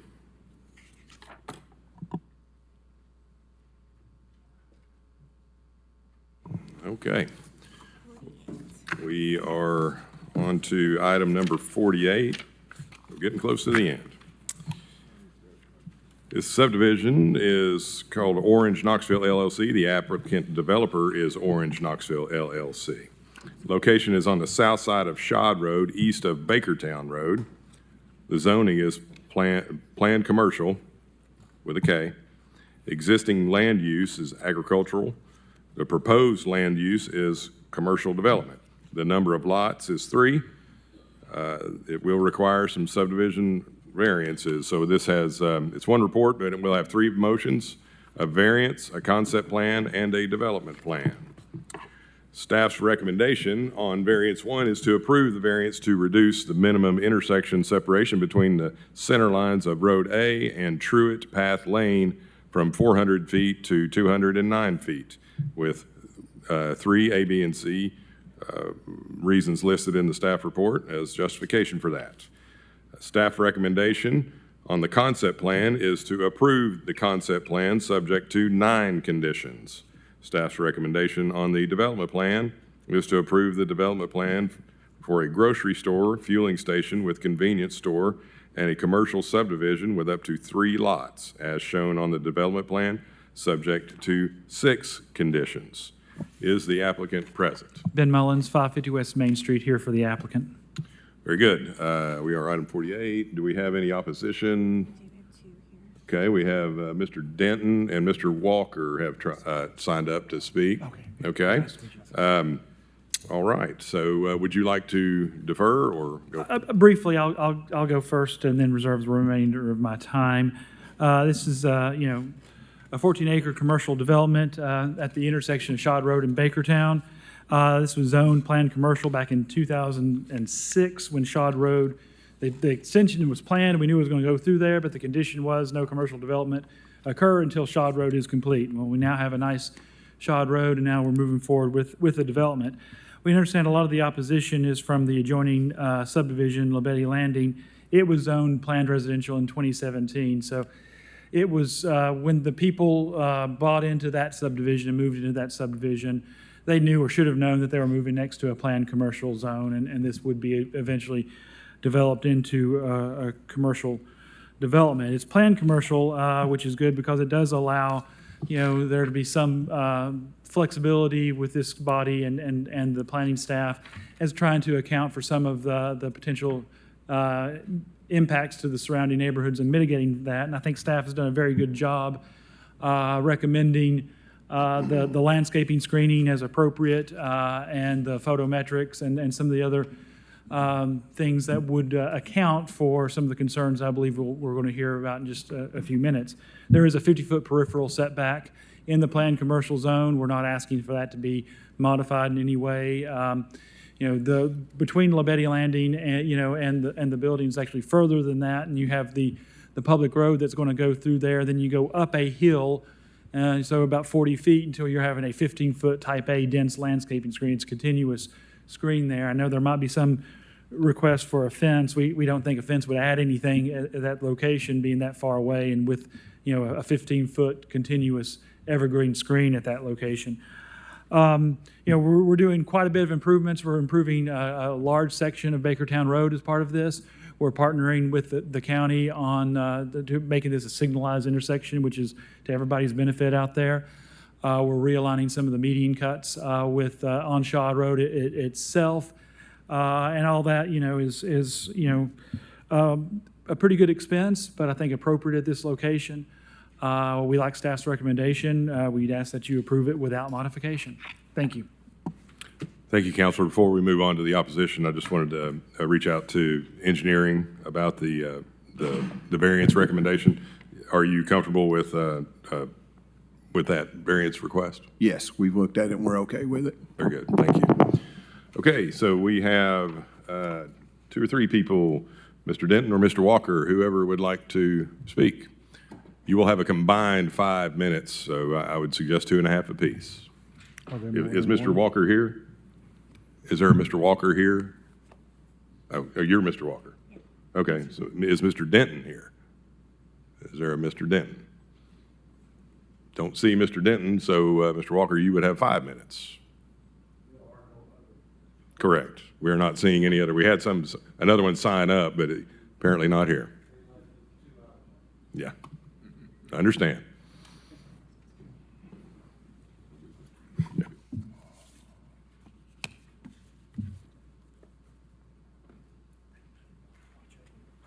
In addition to me, we have 3 residents from the LaBetty Landing subdivision here today. Dave and Sally Blankenship and Glenn Cavan.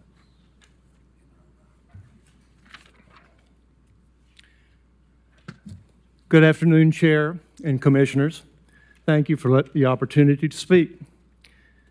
My name is Bill Walker. I live at 3271 Truett Path Lane, Knoxville, Tennessee, 37931. I'm here representing the residents of LaBetty Landing, as well as nearby neighbors on Bakertown Road. LaBetty Landing is a community of 119 single-family homes built between 2020 and 2024. For this development plan, 40 residents submitted comments to you, some in opposition, many asking for a brief postponement to allow proper review, and several specifically requesting construction of a fence between the commercial site and our homes. Today, we are asking your consideration of 3 conditions to the development plan, which are practical, common, and directly tied to protecting the adjoining neighborhood. Condition number 1, require approximately 620 feet of a 6-foot vinyl fence along the commercial right-of-way that runs parallel to the proposed east access road where the development borders our backyards. The fence is needed for 3 reasons. Number 1, security, especially if the current forested buffer between residents and developers' properties is clear-cut. Number 2, light mitigation, because the proposed landscape screen will take years to mature and will never fully alleviate light pollution. And number 3, noise mitigation, given the projected traffic of 11,000 trips a day to this center and the long operating hours of the commercial buildings. This request is also consistent with the Planning Commission's actions. Your meeting minutes show multiple approvals where fencing was added as a condition of approval of a commercial development. Those are listed in my folder. In conversations in March and April, we just asked the developer to build this fence, and those requests were denied. So today, we ask you to make the fence a condition of approval. Condition number 2, maintaining the existing forested buffer beyond residents' property lines. The developer intends to remove an existing 20-foot wide forested buffer. We asked that this buffer be kept, but the developer said he will clear cut the area. Keeping the buffer will not negatively affect the plan. There appears to be enough room to preserve the trees and still install Type A dense screening and Bermuda sod in the area next to the access road. Also, 21 of the trees developer wants to remove are on residents' property, and several more sit on the property line. If this area is clear-cut, landscape consultants have indicated the trees could be damaged and eventually die because their roots would have been disturbed beyond repair. That would mean significant cost to homeowners to remove and replace these trees. Residents' landscape contractor estimates cost exceeding $26,000 to remove them. Replacing them with 5-inch caliper red maples would add an additional $21,000. Condition number 3, strengthen the required Type A screen by requiring the developer to work with commission planning staff and the Lobetti Landing community to adjust the tree and shrub mix and quantities so the screen is truly dense and effective. To close, we respectfully ask you to approve the fence, to retain the existing forested buffer, and to revise the Type A screen. If the commission is not inclined to add these conditions, we ask for a 30 to 60-day postponement so the neighborhood can complete a thorough review of this plan with appropriate consultants, partners, and principals. Contents of your folder include a plat map with a purple line showing where the forested buffer is. Below this is where we would request a fence. Page number 2 is a photograph of a backyard showing that forested buffer and also a vinyl fence. And finally, page number 3 outlines a traffic safety issue we'd like for you to consider. And it also contains a blue box listing commercial developments that the Planning Commission has added, where the Planning Commission has added construction of a fence as condition of approval. Mr. Walker, yes. Okay, perfect. You're done. Thank you, sir.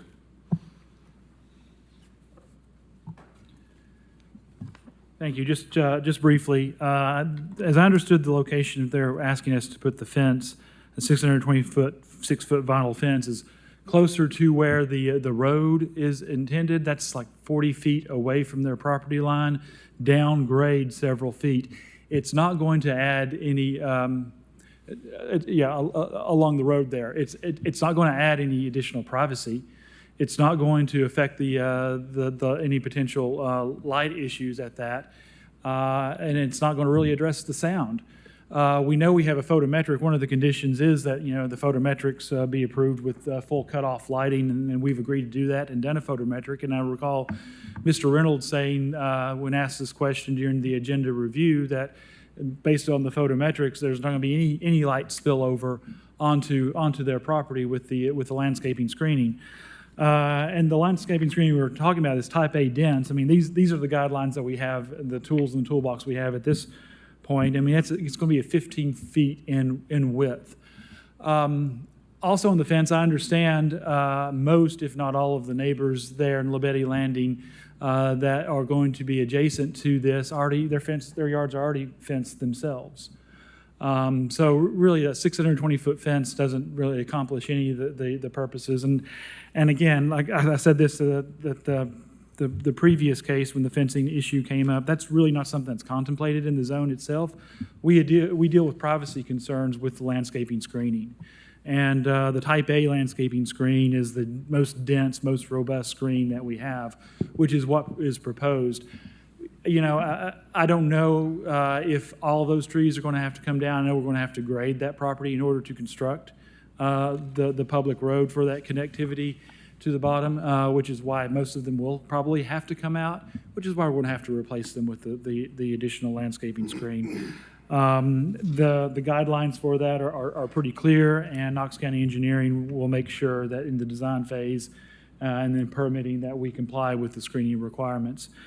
So I understand there was one change. Knox County Engineering was going to make a recommendation on regarding, so I think, some of the striping or marking on the road, and Mr. Elliott just told us that, and we're completely fine with that modification. But we think the applicant has talked to the neighbors. The opposition said they've already been working with them and talking to them about a lot of this already, and just there is a disagreement, and I respect that, but we respect staff's recommendation in this and ask that you approve. Thank you. Thank you, Mr. Mullins. I'm just looking at trying to bounce back and forth between the concept plan and the grading plan. It looks like it's a cut.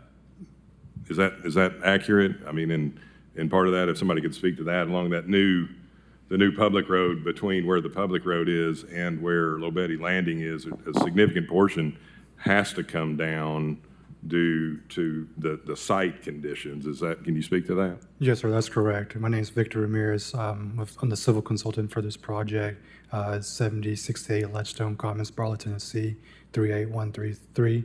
And that's correct in your statement there. The grades along the adjoining residential lots are about 1080 in elevation, and the Walmart would be at a lower grade, around 1062 finished floor elevation. Right, so not for the entire distance, but it's 8 or 10 feet below the elevation of, and this is just to try to give commissioners, an idea of what will be happening through there.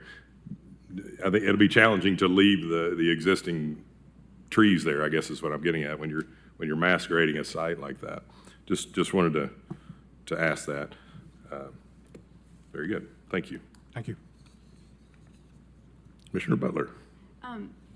Maybe I'm not reading it correctly, but it looks like the site grading packet plan does have severe grading along kind of those middle lots there, but the rest of the grading across at the front and at the rear, there is no grading at those lot lines. Is that correct? The new grades are in the dark, straight lines, and then the existing grades will remain at the back lots and the front lots? That's correct. Majority of the cut will be along that said portion on the dark gray lines. Yeah, just a few lots there. Yeah. If there's no grading required at those lots and the residents on the other side want to keep that tree buffer, is there any reason why you can't? I wouldn't see there any reason that we couldn't. That's correct. Okay. All right. Well, why, so why are we suggesting that those existing mature trees come down if there's no grading there? If those trees would count towards our type A requirement, which I think that's what planning and engineering has recommended in the past, if you keep existing vegetation, it would count towards that 15-foot type A. There's no reason. We don't want to take down any trees we don't have to. That's just, right. We have to pay for them to be replaced. But, we know we're going to have to do a type A screen through there. Now, exactly how much of that's going to be new vegetation versus what we keep, we know a good portion of it is going to be graded. Mm-hmm. If we can keep that, we're happy to keep that. Okay. I maybe didn't say that as artfully as I should have previously. Yeah, perhaps engineering has another idea about that. Are there utilities? No, we're okay with that. The only concern that we have is that if you grade out that root ball, those trees are going to die, then you leave these homeowners with falling trees. So any grading that occurs, so that is the only concern that I do have. But you're referring to where they're cutting? Yeah, in that area where they're grading. Outside of that, we wouldn't have any concerns. So there may be, it looks like 75% or 60% of it that could remain. Yes. Okay. Yeah, we'd be okay with that. Okay. Very good. I just wanted to follow up on that, if you don't mind, real quick, regarding the existing trees. We got to be, and this is something that can be confirmed during permitting, is this documentation of what those existing trees are, because if they're not providing the screening that's really intended, we probably still need to supplement some more screening in there. That can be reviewed more during permitting, though, but just, it may not be, just because there's an existing tree there, it may not really be meeting the intent of what the screening is. And I'll say that the Type A landscape screen there has different options to it. There's two options in particular that, so they chose kind of like the first option in our list. We have evergreen trees, or actually this says deciduous or evergreen trees in 2 rows, but they're spread out a little bit more. Than they have a supplemental type of screening lower. So they chose the option to use shrubs that will grow to a mature height of 6 feet. That's continuous and provides that low visual screen. The alternative to that is to provide a berm or a fence. So those are the options within that Type A. So it's not, you have to do it this way. Type A, there are some options within that. They just chose to go with the shrubs instead of fencing or a berm. So there's within, and I don't know if we can pull that up and show a visual of the different Type A buffers. Yeah. But you had mentioned also possibly there's that option, but then there's another option where you just have a lot of evergreens that are spaced closer together. They tend to grow together to really create a visual screen. Yeah, that's the second option, like the bottom option on that page. But if you go to the zoning regulations.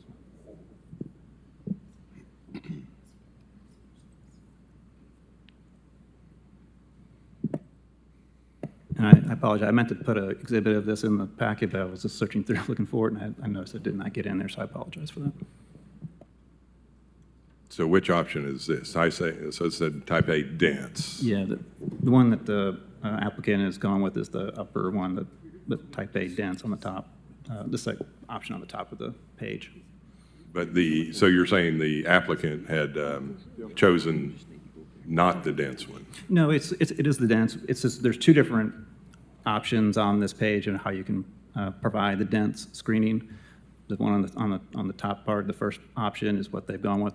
The one that you mentioned, that there's a second option, which is only evergreen trees planted closer together to create a more dense screening, visual screen.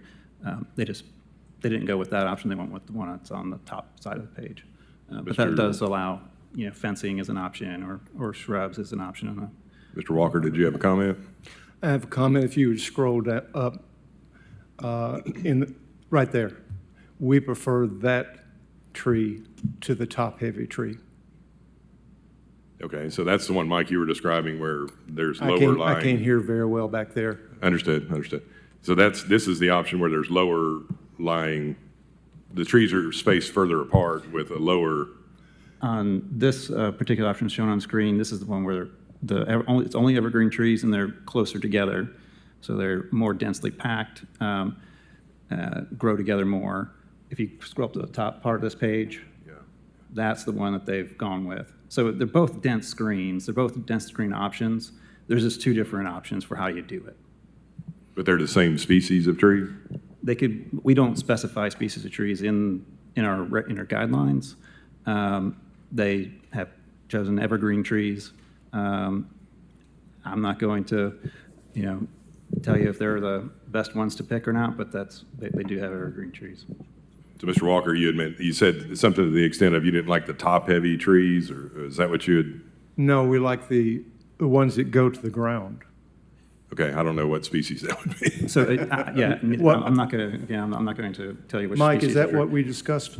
So the option that the applicant has gone with, they're not intended to have, they can have trees that grow down, that branch down to the ground, but they're not required to. They could have a type of tree, because they technically propose deciduous trees according to this option. It's the lower level screening that really creates the human screening side of it. So it's either the tall hedge or the fence or the berm that creates that low level visual screen, and then you have taller trees that might branch or something that's more open on the bottom, but they cover a higher side. So Mr. Walker is talking about preferring a type of evergreen tree that branches down to the ground and not worrying about having like a hedge or something like that covers the lower part of the visual screen. It is my understanding that this body discussed at its Tuesday meeting more than, well, an amplified type A, more than just the 16-foot centers. Could it be 12-foot centers? Mr. Elliott, your light's on. Did you want to make a comment, or you're just?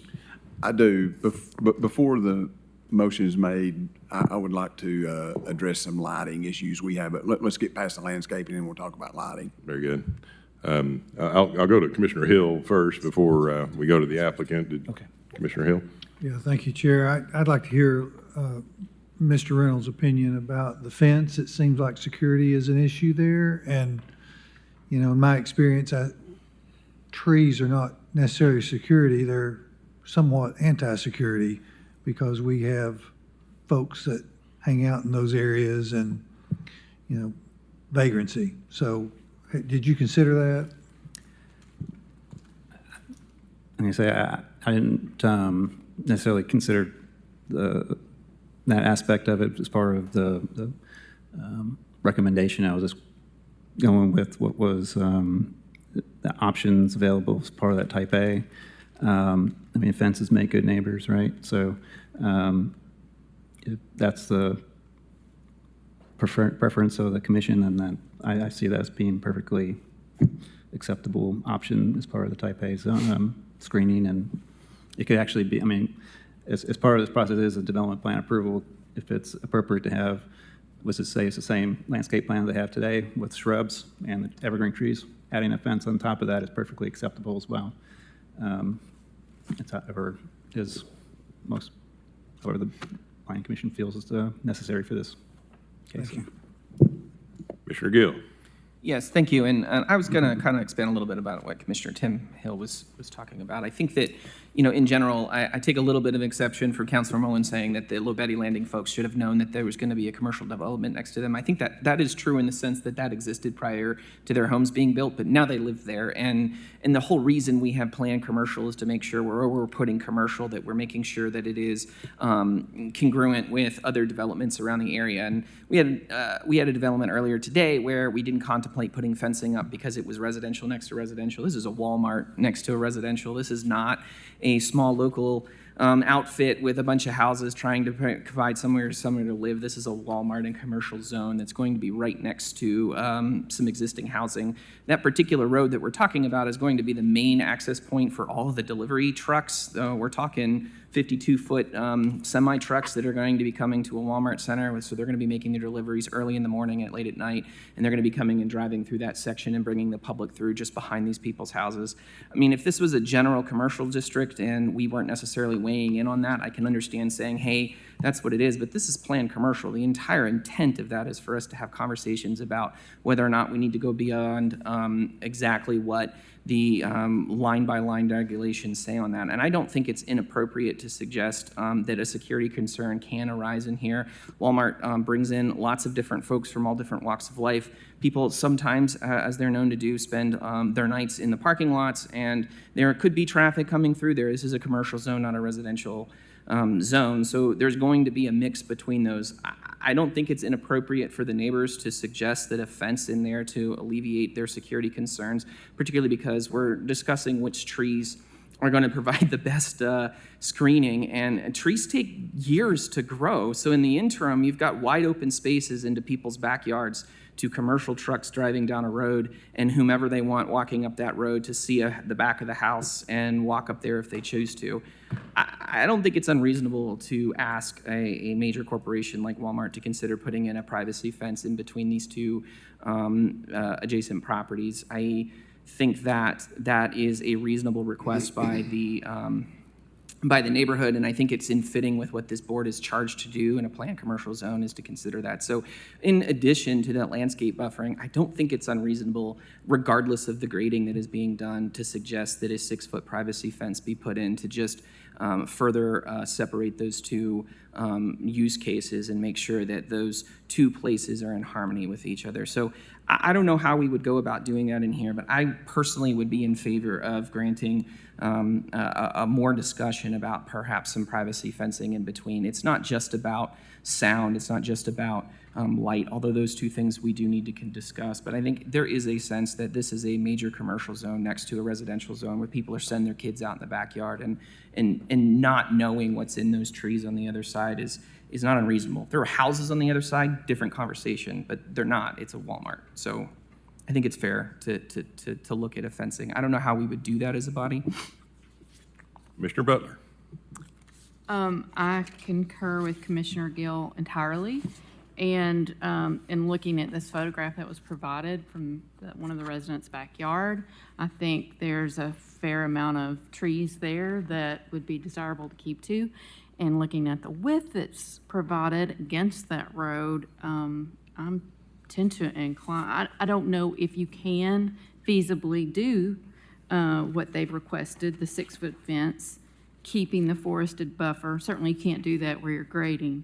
But then revising for a type A, I think those are reasonable requests to do all of them when you can. So and maybe this is a question for the applicant, it seems to me that there is a will of this body to add a fence. If that fence is added, would it be at the top? Would it be on the against the road? Would it be against Low Betty Landing? I mean, when you're dealing with the topography issues still, with respect to that. So just want to make sure we get it right if we're going to do it.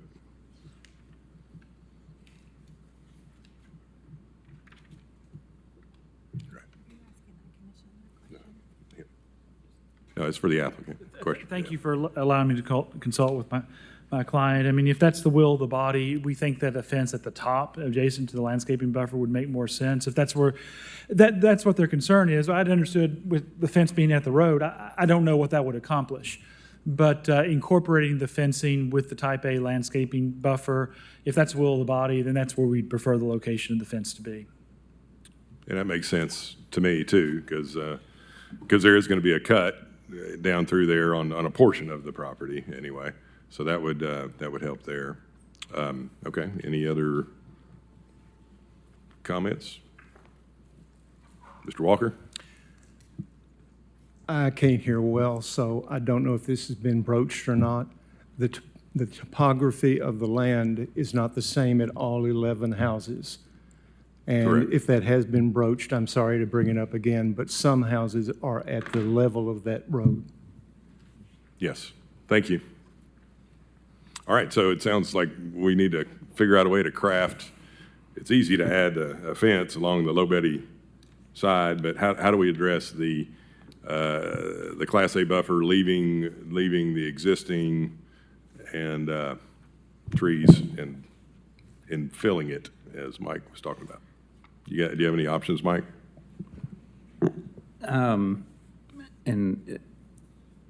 So I guess the first part is the fence can be part of the type A landscape screening as an alternative to the shrubs. So we need to make sure. I think we're talking about requiring a Class A buffer without a fence and then requiring a fence on top of that.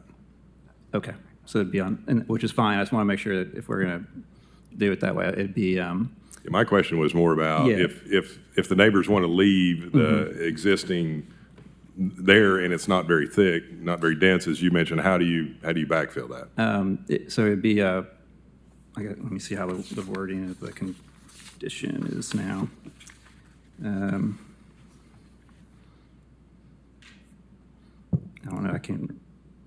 It's on the development plan. I think the condition's probably pretty. So proposed landscaping. Okay, I just kind of left it to what was there.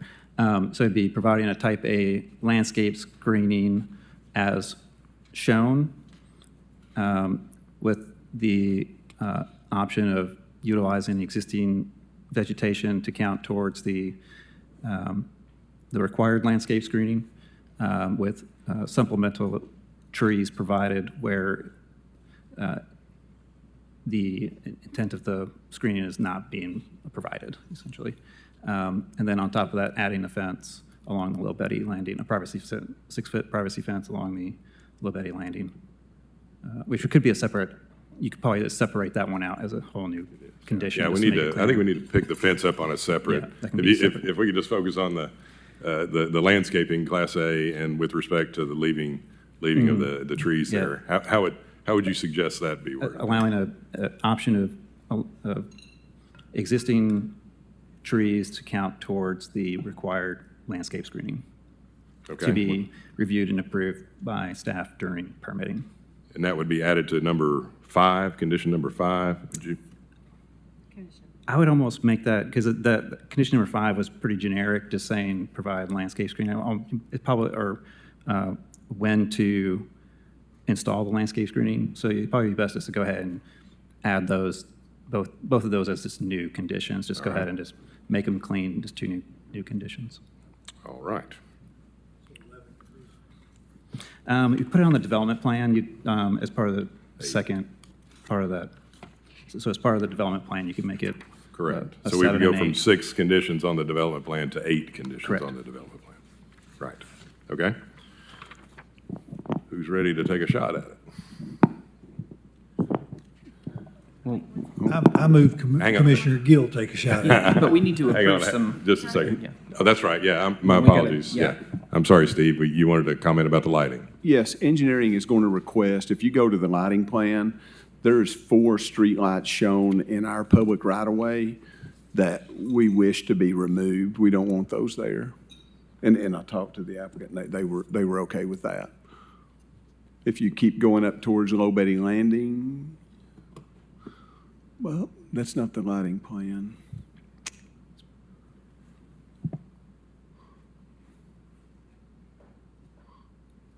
And that's specifically on the new public road that'll be running perpendicular to Low Betty Landing? Yes, that's correct, and it's in these people's, right there they are. They're the 4 orange ones up top.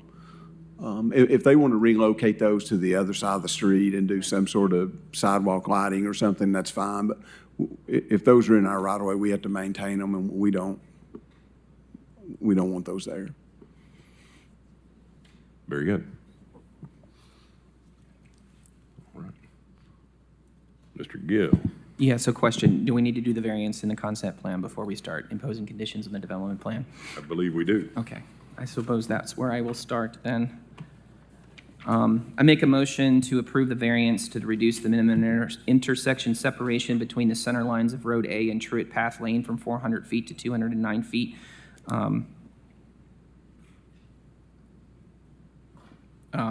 Based on the conditions A, B, and C as listed in the staff report. We have a motion by Commissioner Gill and a second by Commissioner Barger to approve variance number 1. All in favor say aye. Those opposed, the ayes have it. Concept plan. I'd like to make a motion to approve the concept plan subject to the 9 listed conditions. We have a motion by Commissioner Gill and a second by Commissioner Barger to approve the concept plan subject to 9 conditions. All in favor say aye. Aye. Those opposed, the ayes have it. I'd like to make a motion to approve the development plan for the grocery store, fuel station with convenience store and commercial subdivisions with up to 3 lots is shown on the development plan, subject to 8 conditions.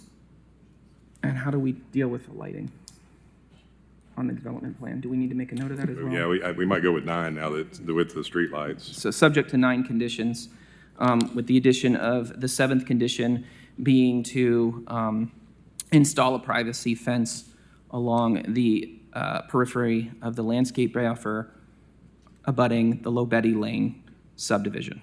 Low Betty Landing, yes.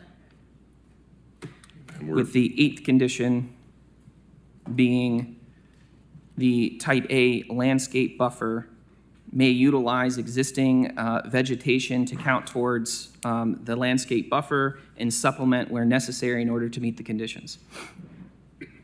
And can I add to that, the landscaping plan be reviewed and approved by planning staff before permitting, before building permits?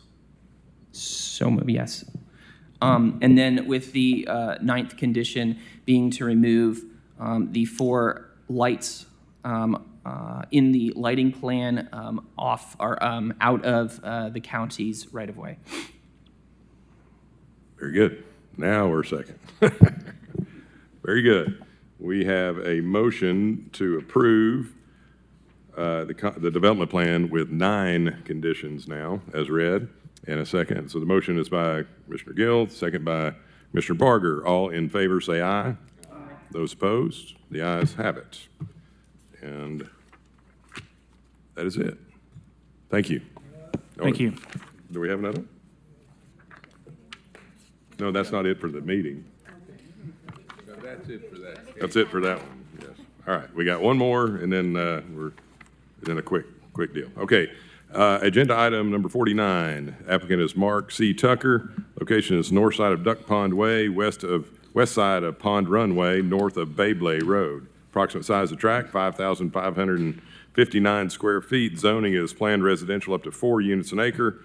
Existing use is agricultural. Proposed use is a single-family dwelling. This is for a development plan. It is one motion. Staff recommendation is to approve the development plan for a detached dwelling subject to 5 conditions. Is the applicant present? Ben Mullins, 550 West Main Street, here for the applicant. Is there any opposition to this file?